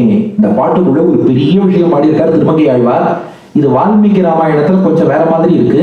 ஆனா இப்ப ஆழ்வார் பாசுரம் இந்த கோணத்திலேயே கேட்கணும்னு ரொம்ப தாழ்மையோடு பிரார்த்திச்சுக்கிறேன். என்ன விஷயம்னா, ராவணவதமாகி இப்ப திருமங்கை ஆழ்வார் ஒரு வரலாறு பாடுறார். ஸ்ரீரங்கநாதர்கிட்ட சரணாகதி பண்ணணும்.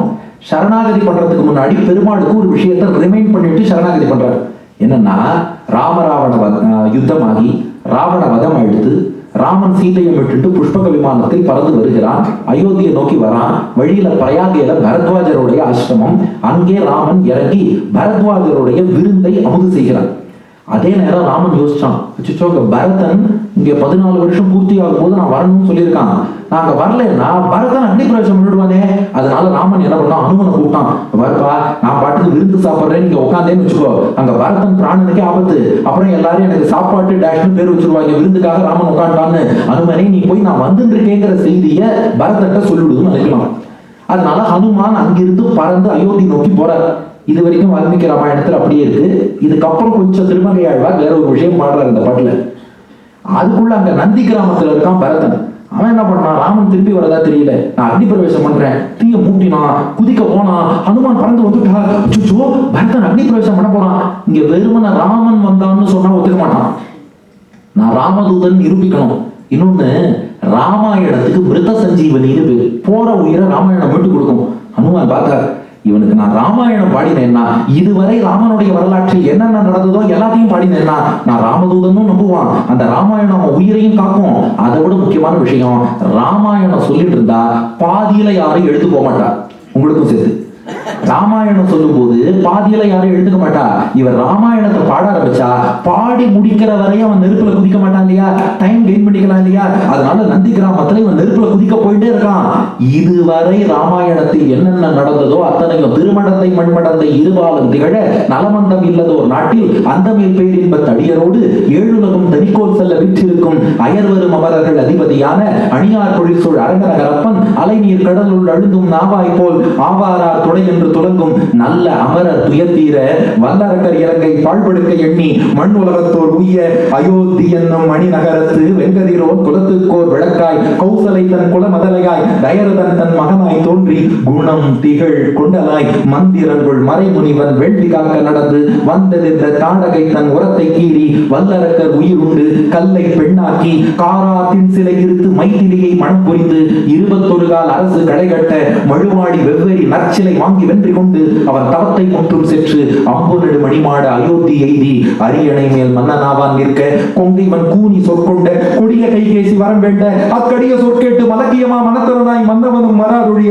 குலகுமரா காடுடைய போ என்று விடை கொடுப்ப இந்நிலத்தை வேண்டாது ஈன்றெடுத்த தாயரையும் ராஜ்யமும் ஆங்கொழிந்து மைவாய கடினொழிந்து மாவொழிந்து தேரொழிந்து கலனணியாதே காமரேழில் விட கொடுத்து அங்கங்கள் அழகு மாறி மானமரு மென் நோக்கி வைதேவியின் துணையார் இடம் போகும் வாழும் வில்லும் கொண்டு பின் செல்ல கலையும் கரியும் பரிமாவும் திரியும் காணம் கடந்து போய் பத்தி உடை குகன் கடத்த கங்கை தன்னை கடந்து வனம் போய் புக்கு காயோடு நீடு கனி உண்டு வியன் காண மரத்தின் நிழல் கல்லணை மேல் கண் துயின்று சித்திரக்கூட திருப்ப தயரதன் தான் நின்மகன் மேல் பழிவிளைத்திட்டு என்னையும் நீழ்வானில் போக்க என் பெற்றாய் கைகேசி நானும் வானகமே மிக விரும்பி போகின்றேன் என்று வானேற தேனமரும் பொழில்சாரல் சித்திரக்கூடத்து ஆனை புரவி தேரோடு காலாள் அணிகொண்ட சேனை சுமந்திரன் வசிட்டருடன் பரத நம்பி பணிய தம்பிக்கு மரவடியை வான்பணையம் வைத்து குவலைய துங்கக்கரியும் பரியும் ராஜ்யமும் எங்கும் பரதக்கருளி விடை கொடுத்து திருவுடைய திசை திருமன் திருத்த போய் தண்டகாரண்யம் புகுந்து மறைமுனிவர்க்கு அஞ்சேல்மென் என்று விடை கொடுத்து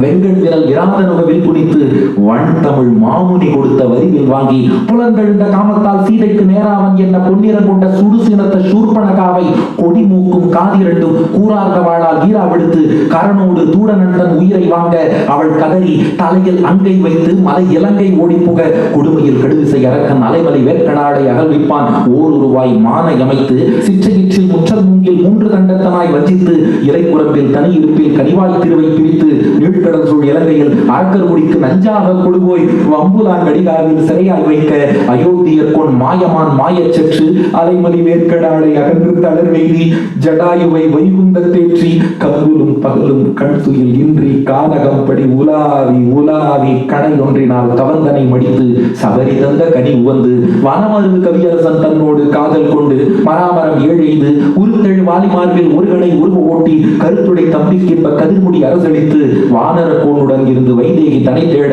விடுத்த திசை திருமந்திரத்தில் திரள் விளங்கு மாருதியும் மாயோ தூதுரைத்தல் செப்ப சீராரும் திரள் அனுமன் மாக்கடலை கடந்தேறி மும்மகிழி இலங்கை புக்கு கடிகாவில் வாராறு புலைபடவாள் வைதேகி தனை கண்டு நின்னடியின் விண்ணப்பம் கேட்டருளாய் அயோத்தி தன்னில் ஒரு இடவகையில் எத்தையும் போது இனிதிருத்தல் மல்லிகை மாலை கொண்ட காத்ததுவும் கலக்கியமா மனத்தரனாய் கைகேசி வரம் வேண்ட மலக்கியமா மனத்தரனாய் மன்னவனும் மராருடைய குலகுமரா காடுரைய போவென்று விடை கொடுப்ப இலக்குமணன் தன்னோட ஏகியதும் கங்கை தன்னில் கூரணிந்த வேல்வளவன் முகனோடு சீரணிந்த தோழமை கொண்டதும் சித்திரக்கூடத்திருப்ப பரத நம்பி பணிந்ததும் சிறுகாக்கை முளை தீண்ட மூவுலகும் திரிந்தோடி வித்தகனே ராமாவோ நின்னபயம் என்ன அத்திரமை அதன் கண்ணை எறுத்ததும் பொன்னொந்தமான் ஒன்று புகுந்தினது விளையாட நின் அன்பின் வழி நின்று சிறைபிடித்து எம்பிரானேக பின்னையில் இலக்குமணன் பிரிந்ததும் அயோத்தியர் கொண்டு உரைத்த அடையாளம் ஈதவன்கை மோதிரமே என்று அடையாளம் தெரிந்துரைக்க மலர்குழலால் சீதையும் இல்லிருத்தான் மோதிரம் கண்டு அனுமான் அடையாளம் ஊக்கும் என்று உச்சி மேல் வைத்து உகக்க திரள் விளங்கு மாருதியும் இலங்கையர் கோன் மாக்கடிகாவை இருத்து காதல் மக்களும் சுற்றமும் கொன்று கடி இலங்கை மலங்க எரித்து அரக்கர் கோன் சினம் அழித்து மீண்டு அங்கினால்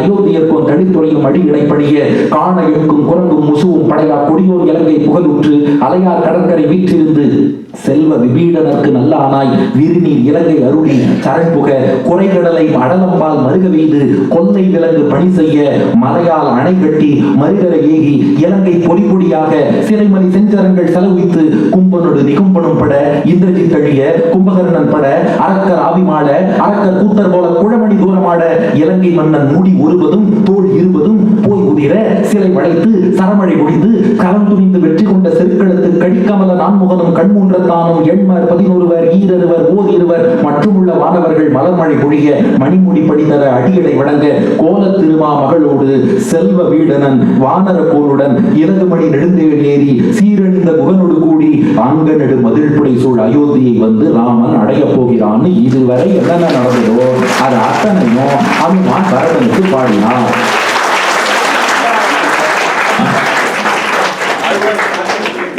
இது பாசுரப்படி ராமாயணம். இத்தனையும் பாடினார். பரதன் கேட்டு சந்தோஷப்பட்டான். இங்கதான் ஆழ்வார் ஒரு விஷயத்தை மாத்தினார். எல்லாத்தையும் பாடின ஹனுமான் அங்கிருந்து நேரா திரும்ப பரத்வாஜ ஆசிரமத்துக்கே வந்துட்டாராம், பிரயாகைக்கு. இங்க பந்தி ஆரம்பிச்சு இப்போ ஒரு 10 நிமிஷம் அடியே சொல்லிட்டு இருந்தேன் இல்லையா, அதுக்குள்ள பந்தி இலையெல்லாம் போட்டு சாப்பிட ஆரம்பிச்சிட்டான். ஹனுமான் பறந்து வந்துட்டார். வந்தா எல்லாரும் சாப்பிட்டு இருக்கா. பரத்வாஜர் சொன்னார், அனுமனே இரு, அடுத்த பந்தியில சாப்பிட்டுக்கலாம். சரிங்களா? ராமன் சொன்னான், என் பக்தன் ஹனுமான் அடுத்த பந்தியில சாப்பிடுறதா, முன்னாடி வந்து உட்காருன்னா. அதுவரை வாழை இலையில நரம்பு கிடையாதான். ராமன் ஹனுமான தனக்கு எதிரில் அமர்த்தினான். அந்த வாழை இலையில தன் கையால ஒரு கோடு போட்டான், நரம்பு வந்தது. குரங்கு என்ன சாப்பிடும்? காய் கனி. அந்த காய் கனியை இலையின் மேல் பாகத்துல வச்சான். மனுஷன் சாப்பாடு சாப்பிடணும், அதை கீழ்பாகத்துல வச்சான். அதை நீ சாப்பிடு, இதை நான் சாப்பிடுறேன்னு ஒரே இலையில சாப்பிட்டான். அதனாலதான் இன்னைக்கு இலையில பரிமாறும் போது காய் கனிகள் எல்லாம் இலையின் மேல் பாகத்திலையும் சாதத்தை இலையின் கீழ்பாகத்திலையும் பரிமாறுற பாருங்க. ஆரம்பிச்சு வச்சவன் ராமன். அப்படி ஒரு நரம்பை ஏற்படுத்தி இந்தாடா சாப்பிடுன்னா எல்லாரும் சம பந்தி போஜனம் பா, இது சம மந்தி போஜனம். ஒரு குழந்தை ஒரே இலையில உட்கார வச்சு அந்த பக்கம் நீ சாப்பிடு, இந்த பக்கம் நான் சாப்பிடுறேன்னா இப்ப அப்படியே பாட்டுக்கு வாங்கோ. வாதமா மகன் மக்கடம், அவனை ஒரு குரங்குன்னு சொல்லல, விலங்கு நீ மிருகம்னு சொல்லல, மற்றொரு சாதி நீ வானர ஜாதி நான் மனுஷ ஜாதின்னு சொல்லல. ராமனுக்கு இன்னைக்கும் சமத்துவம், சமநீதி, சமூக நீதி அதெல்லாம் ராமன் கத்துக்கணும். அவனை உட்கார வச்சான். உகந்து காதல் ஆதரம் கடலினும் பெருகச்சை தகவலிக்கில்லை கைமாறேன். நீ செஞ்ச உதவிக்கு இதெல்லாம் கைமாறாடா. கோதில் வாய்மையினாயோடும் உடன் உண்பன், உன்னோட சேர்ந்து நான் ஒன்றாக உண்கிறேன் என்று ஹனுமான அப்படி உட்கார வச்சு அவனுக்கு விருந்தளித்தாயே ராமா. இப்ப ஸ்ரீரங்கநாதன் பார்த்து திருமங்கை ஆழ்வார் பிரார்த்திக்கிறார். சரணாகதிங்கிறது ரொம்ப வலிமையானது, ரொம்ப பவர்ஃபுல்னு கேள்விப்பட்டிருக்கேன். இப்போ உங்ககிட்ட பிரார்த்தனை பண்றேன், ஹனுமானுக்கு நீ செய்த அனுகிரகத்தை அடியன் சரணாகதி பண்ணாலும் செய்ய வேண்டும்னு பிரார்த்திக்கிறேன். ஏன்னா அந்த சரணாகதிக்கு என்ன பவர்னா, பல விதமா சரணாகதி பண்ணுவாளாம். இந்த திருமங்கை ஆழ்வார் சரணாகதிக்கு இதையே எடுத்துட்டோம்னா காரணம் இருக்கு. ஹனுமானுக்கு நீ என்ன அனுகிரகம் பண்ணாயோ உன் திருவடியில விழ எனக்கும் அதே பண்ணு. இப்ப உங்களுக்கு டவுட் வருமா இல்லையா, ஹனுமானுக்கு பண்ணதே நமக்கும் பண்ணுவாரா? இல்ல, அதான் சரணாகதியோட கிரேட்னஸ். சரணாகதின்னு ஒருத்தன் பண்ணிட்டான்னா மோட்சத்துல எல்லாருக்கும் ஒரே ஆனந்தம். பிரம்மசூத்திரம் லோக மாத்திர சாமிய லிங்காத்து. அங்க அதுக்கப்புறம் இல்ல இவர் கொஞ்சம் நல்லா பண்ணார், இவர் சுமார் தான் கிடையாது. பெருமாளையே நினைச்சிட்டு இருந்த நம்மாழ்வாருக்கும் நாதமுனிக்கும் மோட்சத்துல என்ன ஆனந்தமோ, டிவி பார்த்த நேரம் போக மிச்ச நேரம் பெருமாளை நினைச்ச நமக்கும் அதே ஆனந்தம் தான். அதுக்காக உடனே பெருமாளை நினைக்க வேண்டாம் சொல்லிட்டாரு உபன்யாசகர், அப்படி புரிஞ்சுக்காதீங்க. ஒருவேளை அப்படி ஒருத்தன் சரணாகதி பண்ணாலும் அவனுக்கு மோட்சம் பெருமாள் கொடுத்தாலும் மோட்சத்துல ஆனந்தம் எல்லோருக்கும் சரிசமமான ஆனந்தம். அதனால நீ ஹனுமானுக்கு என்ன கொடுத்தாயோ அந்த அருளை அடியருக்கும் கொடுப்பாய் நம்பி ரங்கநாதா உன் திருவடியில சரணாகதி பண்றேன்னு ஞாபகம் வச்சுக்க. பிள்ளைலோகாச்சாரியார் 3 உதாரணம் சொன்னார்.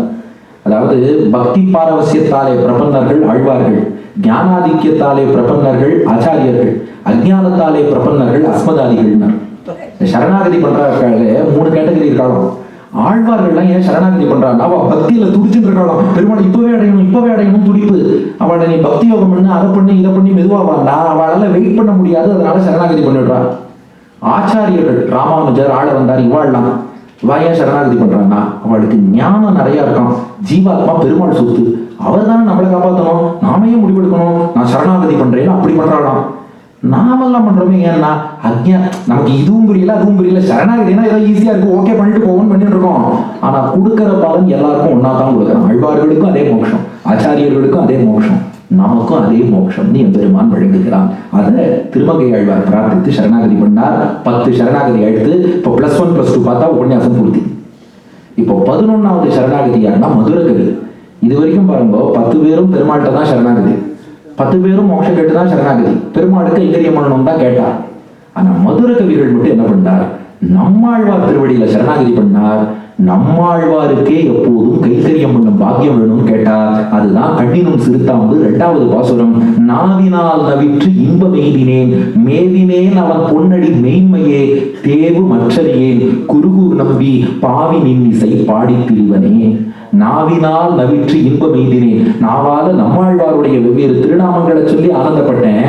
மேவினேன் அவன் பொன்னடி மெய்மையே, நம்மாழ்வார் திருவடியில சரணாகதி பண்ணேன். அழகா சொன்னார் மதுர கவிகள். மற்ற ஆழ்வார்கள்லாம் தெய்வத்தை தெய்வம்னு சொன்னார். மதுர கவி என்ன சொன்னார், என்ன தெய்வத்தை எனக்கு காட்சி கொடுத்தாரே ஆச்சாரிய நம்மாழ்வார், அவர் தான் தெய்வம். ஏன்னா இந்த ஆழ்வார் காட்டி கொடுக்கலன்னா அந்த பெருமாள் யாருன்னு எனக்கு தெரியாது.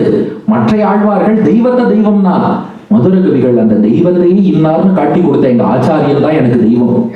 அதனால மேவினேன், பற்றி கொண்டேன் அவன் பொன்னடி. நம்மாழ்வாருடைய அழகான திருவடி மெய்மையேன்னார். மெய்மையன்னா என்ன அர்த்தம்? நம்ம தமிழ்ல சொல்லுவோம் மெய்யாகுமான்னு கேட்போம். உண்மையாக அர்த்தம். உண்மையா பிடிச்சிக்கிறது பொய்யா பிடிச்சிக்கிறது உண்டா? அதுக்கு ரொம்ப அழகா நம்ம கண்ணீரும் சிறுத்தாவுக்கு நிறைய வியாக்கியானங்கள் ரொம்ப அழகா நம்ம ஆச்சாரியர்கள் காட்டுறாங்க. உண்மையா பிடிச்சிக்கிறதுனா என்னன்னா, சில பேர் என்ன பண்ணுவாங்களாம், காரியம் ஆற வரைக்கும் பெருமாள் திருவடி பிடிச்சிப்பாங்க, காரியம் ஆனதும் டாட்டா பாய் பாய் சொல்லிட்டு போயிடுவாங்க. அது பொய்யா பிடிச்சிக்கிறது. உண்மையா பிடிச்சிக்கிறதுனா, காரியம் ஆனாலும் ஆகாட்டாலும் ஆனதுக்கு அப்புறமும் இதை விட்டு விலக மாட்டேன். அதாவது நான் பற்றி கொள்வதும் நம்மாழ்வாருடைய திருவடிதான். வைகுண்டம் போய் யாருக்கு கைங்கரியம் பண்ண போறேன்னா இதே நம்மாழ்வாருடைய திருவடிக்கு தான். மெய்ன்னு சொன்னா மாறாததுன்னு அர்த்தம். உண்மைன்னா சத்தியம், ஃபேக்ட்னு மட்டும் அர்த்தம் இல்ல, அன்சேஞ்சிங்னு அர்த்தம். இது மாறாம இருக்கிறதுக்கு உண்மைன்னு பேரு. மெய்மையன்னா மாறாம இவர் திருவடியை பிடிச்சுட்டேன், சம்சாரத்துல இருக்கும் போதும் இவர் திருவடி தான் பிடிச்சுப்பேன், மோட்சம் போனதுக்கு அப்புறமும் இவர் திருவடிக்கு தான் கைக்கரியம் பண்ணுவேன். மேவினேன் அவன் பொன்னடி மெய்மையே தேவு மற்றறியே. இவரை தவிர எனக்கு வேறு தெய்வம் கிடையாது. இவரோட சரணாகதி பாருங்க, மேவினேன் அவன் பொன்னடி மெய்மையே. நம்மாழ்வார் திருவடியை பிடிச்சுட்டேன், இதுதான் எனக்கு வழி, இதுதான் எனக்கு இலக்கு, இதை தவிர எனக்கு வேறு தெய்வம் கிடையாது. தேவு மற்றறியே குருகூர் நம்பி. திருக்குருகூர் நம்பியான நம்மாழ்வார் இருக்காரே, பாவின் இன்னிசை பாடி திரிவனே. அவர் திருவாய்மொழியின் இசையை பாடிட்டே இருப்பேன்னார். இதுக்கு அழகா ஆச்சாரியர்கள் வியாக்கியானம் பண்ணார். மதுரகவி என்ன பண்ணாரோ, முதல்ல அவர் பெருமாளை தேடிட்டு போனார். ஆழ்வாரை சேவிச்சதும் பெருமாளை விட்டுட்டு ஆழ்வாரை பிடிச்சிட்டார். ஆழ்வாருடைய திருவாய்மொழியை கேட்டார், ஆழ்வாரை விட்டுட்டு திருவாய்மொழியை பிடிச்சிட்டாராம். திருவாய்மொழியின் இசையை ரசிச்சார், திருவாய்மொழி பாட்டை விட்டுட்டு இசையை பிடிச்சிட்டாராம். பாட்டு பாரும்போது தேவு மற்றறியேன். முதல்ல பெருமாள்கிட்ட வந்தேன், குருகூர் நம்பி நம்மாழ்வாரை பிடிச்சேன், குருகூர் நம்பி அப்புறம் ஒரு பாட்டை பிடிச்சேன், பாவின் இசை, அப்புறம் இசையை பிடிச்சேன், பெருமாள்கிட்ட ஆழ்வார்ட்ட வந்தேன், ஆழ்வார்ட்ட திருவாய்மொழிக்கு வந்தேன், திருவாய்மொழிக்கு இசைக்கு வந்தேன், இனி இந்த இசையே எனக்கு போதும், பாவின் இன்னிசை பாடி திரிவனே என்று ஆழ்வார் திருவடியில சரணாகதி பண்ணாரே, அது ரொம்ப ரொம்ப வசதி. அதனாலதான் மதுர கவிகளை மற்றவாளோட ஒரு படி மேல வசதி சொல்றார். மற்றவாள்லாம் பெருமாள்கிட்ட நேராக சரணாகதி பண்ணார், இவர் ஆச்சாரியன்ட்ட பண்ணார். ஆச்சாரியன் மூலம் பண்றது ரொம்ப வசதியும். ஞாபகம் வச்சுக்கிற மாதிரி ஒரு விஷயம் சொல்லணும்னா, கஜேந்திர மோட்சம் எல்லாருக்கும் தெரியும் இல்லையா? அதுல முதல்ல யானை மோட்சம் போச்சா, முதல்ல மோட்சம் போச்சா? முதல்ல. ஆமா, அதான் சொல்றான், முதல்ல மோட்சம் தான். அப்பா யானையை போய் காலை கடிச்சு அது ரொம்ப டார்ச்சர் பண்ண ஒரு பொல்லாத முதல்ல, அதுக்கு போய் பெருமாள் முதல்ல மோட்சம் கொடுக்கலாமா? இப்படி ஏன் பண்ணார் அப்படின்னா, ஆச்சாரியர்கள் ரசிச்சு சொன்னா, இந்த யானை நேரடியா பெருமாள் திருவடியை பிடிச்சது, அதனால கொஞ்சம் மெதுவா தான் மோட்சம் கிடைக்கும். முதல்ல தெரிஞ்சு பண்ணித்தோ தெரியாம பண்ணித்தோ, நல்லதுக்கு பண்ணித்தோ கெட்டதுக்கு பண்ணித்தோ, பரம பக்தனான கஜேந்திரன் திருவடியை பிடிச்சுட்டு பக்தன் பாதத்தை பிடிச்சவன் முதல்ல மோட்சம் பெறுவான், பெருமாள் திருவடியை பிடிச்சவன் மெதுவா தான் மோட்சம் போவான். அதனால மதுரை கவி என்ன சொன்னார், நான் நம்மாழ்வார் திருவடியில சரணாகதி பண்றேன்னு பண்ணார். இது +1 11வது சரணாகதி. ஃபைனல் 12வது சரணாகதி. இது 3 நாள் உபன்யாசத்தை பூர்த்தி பண்றோம். ஒரு திருக்கல்யாணத்தோட பூர்த்தி பண்ணாதான் நல்லா இருக்கும். அதனாலதான் ஆண்டாள் கல்யாணத்தோட பூர்த்தி பண்ண போறோம். இப்ப 12வது சரணாகதி ஆண்டாள் சரணாகதி. இவளும் யார்த்த பண்ணான்னா, திருப்பாவையில பெருமாள்கிட்டையும் பண்ணியிருக்கா. ஆனா முக்கிய சரணாகதி தன் ஆச்சாரியனான பெரியாழ்வார்ட்ட தான் பண்ணா. ஆண்டாள் பெருமாள் அடையணும்னு எவ்வளவோ துடிச்சா. மார்கழி நோன்பு நோற்றாள், 30 நாள் திருப்பாவை பாசுரம் பாடினா, பெருமாள் வரல. அப்புறம் மன்மத வழிபாடு செய்யறேன்னு தையொரு திங்களும் தரை விளக்கி தன்மண்டலம் விட்டு மாசி முன்னாள் ஐயனும் மணக்குண்டு திருவணிந்து அழகினுக்கு அலங்கரித்து அனங்கதேவா உய்யவுமாங்கோலோ என்று சொல்லி உன்னையும் உம்பியையும் தொழுதேன் வெய்யதோர் தளர்வுள் சக்கரக்கை வேங்கடவர்க்கென்னை விதிக்கிற்றியேன்னு 48 நாள் ஒரு மண்டலம் மன்மத வழிபாடு. அதுக்கும் ஒன்றும் பலன் தரல. அப்புறம் கூடல் இழைத்தாளாம். கூடல் இழைத்தல்னா கண்ணை மூடிட்டு ஒரு பெரிய வட்டம் போட்டுட்டு பெரிய வட்டத்துக்குள்ள சின்ன வட்டம் வரைஞ்சிட்டே வரணும். சின்ன வட்டம் ரெட்டப்படையில வந்தா நினைச்சது நடக்கும், ஒத்தப்படையில வந்தா நினைச்சது நடக்காது. தெள்ளியார் பல கைத்தொழும் தேவனார் வள்ளல் மாலிரும் ஜோலை மணாளனார் பள்ளி கொள்ளும் இடத்தடி கொட்டிட கொள்ளுமாகில் நீ கூடிடு கூடலே. கூடல் இழைத்தா கூடல் ரெட்டப்படையில வந்தது, ஆனா கூடுவதற்கு கண்ணன் வரவில்லை. குயில் கூவினா மனசுக்கு பிடிச்சவன் வருவான்னா, உலகடந்தான் வர கூவாயின்னு குயில கூவ சொன்னா, ஆனாலும் பெருமாள் வரல. இப்படி துடிச்சிட்டு இருந்த ஆண்டாள் கடைசியா என்ன பண்றா, பிரம்மாஸ்திரத்தை கையில் எடுத்தா. தன் திருத்தகப்பனாரும் ஆச்சாரியனுமான பெரியாழ்வார் அவர் திருவடியில் விழுந்தா. அப்பா, நான் என்ன முயற்சி பண்ணாலும் வரமாட்டாப்பா, நீங்க கூப்பிட்டா வருவாள். நல்ல என் தோழி நாகனை இசை நம்பர, இதுதான் ஆண்டாளுடைய சரணாகதி ஆச்சாரியர்கிட்ட. நல்ல என் தோழி நாகனை இசை நம்பர செல்வர் பெரிய சிறுமானிடவர் நாம் செய்வதன் வில்லி புதுவை விட்டு சித்தர் தங்கள் தேவரை வல்லவரிசு வருவிப்பறையில் அது காட்டுமே. நம்ம ஒண்ணும் பண்ண முடியாது. ஆனா பெரியாழ்வார் கூப்பிட்டா, ஆச்சாரியர் கூப்பிட்டா ஆச்சாரியனுக்காக பெருமாள் வருவார். அதுவும் பெரியாழ்வார் சாமானியமானவர் அல்ல. அவர் எப்பேற்பட்டவர்னா, மதுரையில யானை மேல அம்பாரியில பெரியாழ்வார் அமர்த்தி பாண்டியன் வல்லபதேவன் ஊர்வலமா அழிச்சுன்னு வந்தான். அவருக்கு சேவை சாதிக்க கருட வாகனத்துல பிராட்டியோடு பெருமாள் வந்தா. வந்த பெருமாளை பார்த்து, ஐயோ பெருமாளே நீ இப்படி வெளியில வரலாமா? பல்லாண்டு பல்லாண்டு பல்லாயிரத்தாண்டு நீ நல்லா இருக்கணும், கண்படுமே பிறர் கண்படுமே நீ வெளியே வரலாமா? உன் கட்டழகான மேனியை ஊரார் கண்ணுக்கு தரலாமா? புண்படுமே நீ புன்னகை செய்யலாமா? பூமியிலே கருட வாகனத்தில் வெளியே வரலாமா? நீ திரும்பி போடு. வந்த பெருமாளையே பேக் பண்ணி அனுப்பி வச்சுட்டார் பெரியாழ்வார். நமக்கெல்லாம் பெருமாள் இப்படி வந்தார்னா எனக்கு அந்த வரம் கொடு இந்த வரம் கொடுன்னு எத்தனை கேட்போம். ஆனா இவர் வந்த பெருமாளை நீ நல்லா இருக்கணும் பல்லாண்டு போயிட்டு வான்னு அனுப்பி வச்சவர். அவர் தன்னை கூப்பிட மாட்டாரான்னு பெருமாள் காத்துட்டு இருக்க. அதனால ஆண்டாள் சொல்றா பெரியாழ்வார்ட்ட, நான் கூப்பிட்டா வரமாட்டார், உங்ககிட்ட சரணாகதி பண்றேன் அப்பா, நீங்க கூப்பிடுங்கப்பா வருவார். பெரியாழ்வார் சொன்னார், அம்மா என் பொண்ணுக்காக பெருமாளை கூப்பிட மாட்டேனா? எந்த பெருமாளை கூப்பிடணும்னு சொல்லு. பூமியில பெருமாள் 106 திவ்ய தேசத்துல எழுந்துருளி இருக்க. கரெக்டா? கரெக்டா? 108 இல்லையா? நிறைய பேர் என்ன பண்ணுவாங்க, சார் நான் 108 திவ்ய தேசமும் சேவிச்சுட்டேன்பா, இவர் எப்படிடா இன்னும் பூமியில இருக்காரு நமக்கு டவுட்டா இருக்கும். ஏன்னா 107 திருப்பார்கடல், 108 வைகுண்டம், அது ரெண்டும் இந்த பூமியில கிடையாது. 106 திவ்ய தேசம் தான் இந்த பூமியில. பெரியாழ்வார் சொன்னார் 106 திவ்ய தேசத்துல பெருமாள் இருக்காரு, உனக்கு எந்த பெருமாளை கூப்பிடணும்னு சொல்லி கூப்பிடுறேன். ஆண்டவர் சொன்னா, நீ 106 பெருமாளையும் கூப்பிடு, நான் சுயம்பரத்துல செலக்ட் பண்ணிக்கிறேன். இதுதான் ஆண்டாள் சுயம்பரம். இது குரு பரம்பரையிலேயே இருக்கு, பிரபன்னாமிர்தத்திலையும் விரிவா சொல்லப்பட்டிருக்கு. இதை திருக்குடந்தை ஆண்டவன் ரொம்ப அழகா விளக்குவார். இதன் அடிப்படையில் அடியன் கோதா சுயம்பரம்னு அடியனே ஒரு காவியமா எழுதியிருக்கேன் சம்ஸ்கிருதத்துல. இது எப்படி நடந்ததுன்னு ஆச்சாரியர்கள் வழியில உடனே நானா எழுதிட்டேன்னு நினைக்காது, அது வேற பெரிய ப்ராப்ளம். எப்படின்னா, இப்ப பெரியாழ்வார் 106 பெருமாளையும் கூப்பிட்டார். 106 எம்பெருமான் கூட வரா ஸ்ரீவில்லிபுத்தூருக்கு ஒரே நாள்ல 106 கருட சேவை. ஷடதிக சதமூர்த்திகி.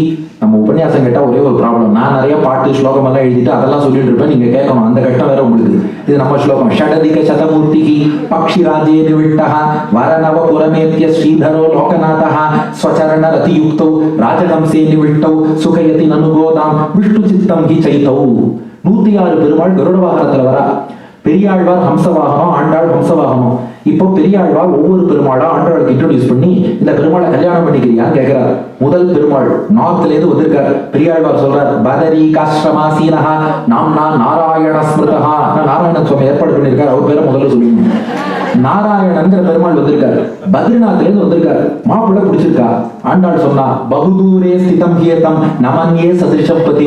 மாப்பிள்ளை நல்லா இருக்கார், ஆனா நீ பத்ரிநாத்ல போய் பொண்ணுக்கு மாப்பிள்ளை தேடுறியப்பா, 6 மாசம் அங்க சன்னதியே சாத்திடுவா, அவரே காலி பண்ணி வெக்கெட் பண்ணிட்டு கீழே வரணும். இவ்வளவு தூரத்துக்கெல்லாம் மாப்பிள்ளை பார்க்காது, கொஞ்சம் பக்கமா பாருன்னா. அப்படியா? அஹோபில நிருசிம்ஹோயம் ரம்ய சிம்ஹோ மகாபலஹா. அழகிய சிங்கம், அஹோபிலத்துல இருந்து நரசிம்மன், இவனை கல்யாணம் பண்ணிக்கிறியா? ஆண்டாள் சொன்னா, தேவேனைவ பிரவேட்டவியம் நமன்யே உச்சிதம் ஸ்தலம். மாப்பிள்ளை அழகிய சிங்கம் தான், ஊர் தான் சரியில்லை, டிராக்டர்லயும் ஜீப்லயும் போயிட்டு இருக்கணும், ஊர் சரியில்லை வேண்டாம்ட்டான். தெய்வம் அல்லால் செல்ல ஒண்ணா சிங்க வேண்டுன்றமே அப்படின்னு பாத்துருவோம். தெய்வத்தாலதான் தூருக்கு போக முடியும் அப்படின்றதுக்காக கட்டம். இன்னைக்கெல்லாம் பாருங்களேன், பையனை மாப்பிள்ளைய பார்க்கணும்னா முதல்ல மாப்பிள்ளையோட வீட்டை வந்து பாக்குறாங்க.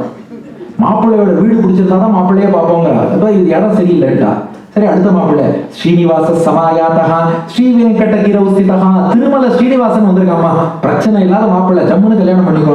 ஆண்டாள் சொன்னா, ரிணமோச்சனம் அப்ராபிய கதம் உத்வகதே புனஹா. அவர் பத்மாவதியை கல்யாணம் பண்ணிட்டா, அந்த கடனையே இன்னும் குபேரனுக்கு அடைக்காம வச்சிருக்காரு, நீ இன்னொரு கல்யாணத்தை பண்ணி அவரை டபுள் கடனாளி ஆக்காத வேண்டாம்னா. பிருந்தாரண்ய நிவாசோயம் பார்த்தசூத சுசுந்தரஹா. திருவல்லிக்கேணில இருந்து பார்சாரதி வந்திருக்காரு, ரொம்ப இல்ல அழகா பீச்சுக்கு பக்கத்துல இருக்காரு, கல்யாணம் பண்ணிக்கோ. ஸ்மஸ்ருவந்தம் அனாச்சாரம் நமன்யே சதிருஷபதி. மீச வச்சிருக்காருப்பா, நீங்க வேண்டிய வேதங்கள் ஓதி விரைந்து கிழி இருந்தவர், எவ்வளவு ஆச்சாரசீல. மீச வச்ச மாப்பிள்ளை நம்ம நாட்டுக்கு செட்டா வர வேண்டாம் விட்டுடுங்க. அப்படியா? ஆகதோயம் வராகச்ச நித்திய கல்யாண வைபவஹா.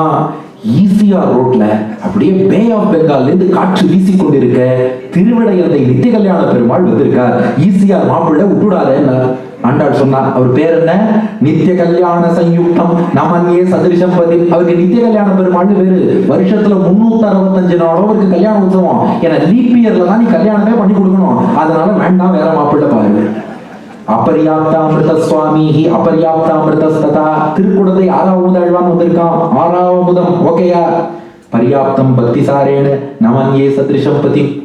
அவர் ஏற்கனவே திருமணி சேர்க்கிறாருக்கு அடிமையாயிட்டார். அவர் சொன்னா இவர் கேட்டு இருப்பார், ஒருத்தர் சொல்றதுதான் கேட்க முடியும். அடுத்து நான் வேற வந்தேன், நான் சொல்றதை கேட்பாரா அவர் சொல்றதை கேட்பாரா? வேண்டாம் விட்டுடு. இப்படியா? லவணவர்ஜித ஸ்ரீமான் வெங்கடேஷ பூபதிகி ஒப்புலியப்பன் வந்திருக்காருமா. எவ்வளவு அழகான பெருமாள், பேசாம கல்யாணம் பண்ணிக்கோ. ஆண்டாள் சொன்னா, உத்வகன் மாமயம் தாத்த சீதாமபி தியதிஷ்யதி. இவர் பூமி தேவியை கல்யாணம் பண்ணிக்கிறேன்னு உப்பை கட் பண்ணார், அடுத்து என்ன கல்யாணம் பண்ணிக்கிறேன்னு சுகரை கட் பண்ண போறார். அவருக்கு என்ன பிபியா சுகர், அவர் பாட்டு கட் பண்ணிட்டே போயிடுவார். வேண்டாப்பா நீ அடுத்த மாப்பிள்ளைக்கு போ. சுகந்த கிரிவாசோயம் வஞ்சுடா நாயகோ மகான். நாச்சியார் கோவில் இருந்து ஸ்ரீனிவாசன் வந்திருக்காரு, கல்யாணம் பண்ணிக்கோய. பரதந்திரம் வஞ்சுடாயாக நமன்யே சதிருஷம்பதி. அவர் வஞ்சுடவல்லி தாயாருக்கு மட்டும்தான் கண்ட்ரோல் ஆவார். நாச்சியார் கோவில்ல ஒரே தாயார் தான். உற்சவருக்கு பக்கத்துல ஸ்ரீதேவி பூதேவி எல்லாம் கிடையாது, ஒரே வஞ்சுடவல்லி தான். ஸ்ரீதேவி பூதேவி நீலாதேவி கோதாதேவி எல்லா தாயாரும் ஒரே தாயார் தான். அவர் பண்ணிக்க மாட்டார், அடுத்த மாப்பிள்ளைக்கு போங்கப்பா. சரி, சுந்தர சுந்தர புஜகா ஆகத்தோயம் வனாச்சலா. திருமாலிருஞ்சோலை கள்ளழகர், ரொம்ப அழகுமா, இவரை கல்யாணம் பண்ணிக்கோ. ஆண்டாள் சொன்னா, கல்யாணம் பண்ணிக்கிறேன். தளிகை யார் பண்ணி போடுறது? சதபாத்திரேஷு க்ஷீரான்னம் ஏதஸ்மை காப்பி கல்பத்தே. அவர் 100 வெண்ணையும் 100 அக்கார விடிசலும் கேட்பாரு, யார் பண்ணி போடுறது? அது கஷ்டம், நீ அடுத்த மாப்பிள்ளையே பாரு. அனந்த பத்மநாபோசௌ அனந்தபுர நாயகா. சரிம்மா, திருவனந்தபுரத்திலிருந்து அனந்த பத்மநாபன், இவரை கல்யாணம் பண்ணிக்கிறியா?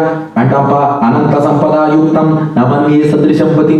இவர் எக்கச்சக்க சொத்து செல்வம்லாம் வச்சுட்டு இருக்காரு. லாக்கர் ஏ, லாக்கர் பி, லாக்கர் சி திறந்துட்டே இருந்தா வந்து நம்ம லெவலுக்கு மாப்பிள்ளை பார்க்கணும். இதெல்லாம் ரொம்ப பெரிய இடம், வேண்டாம்.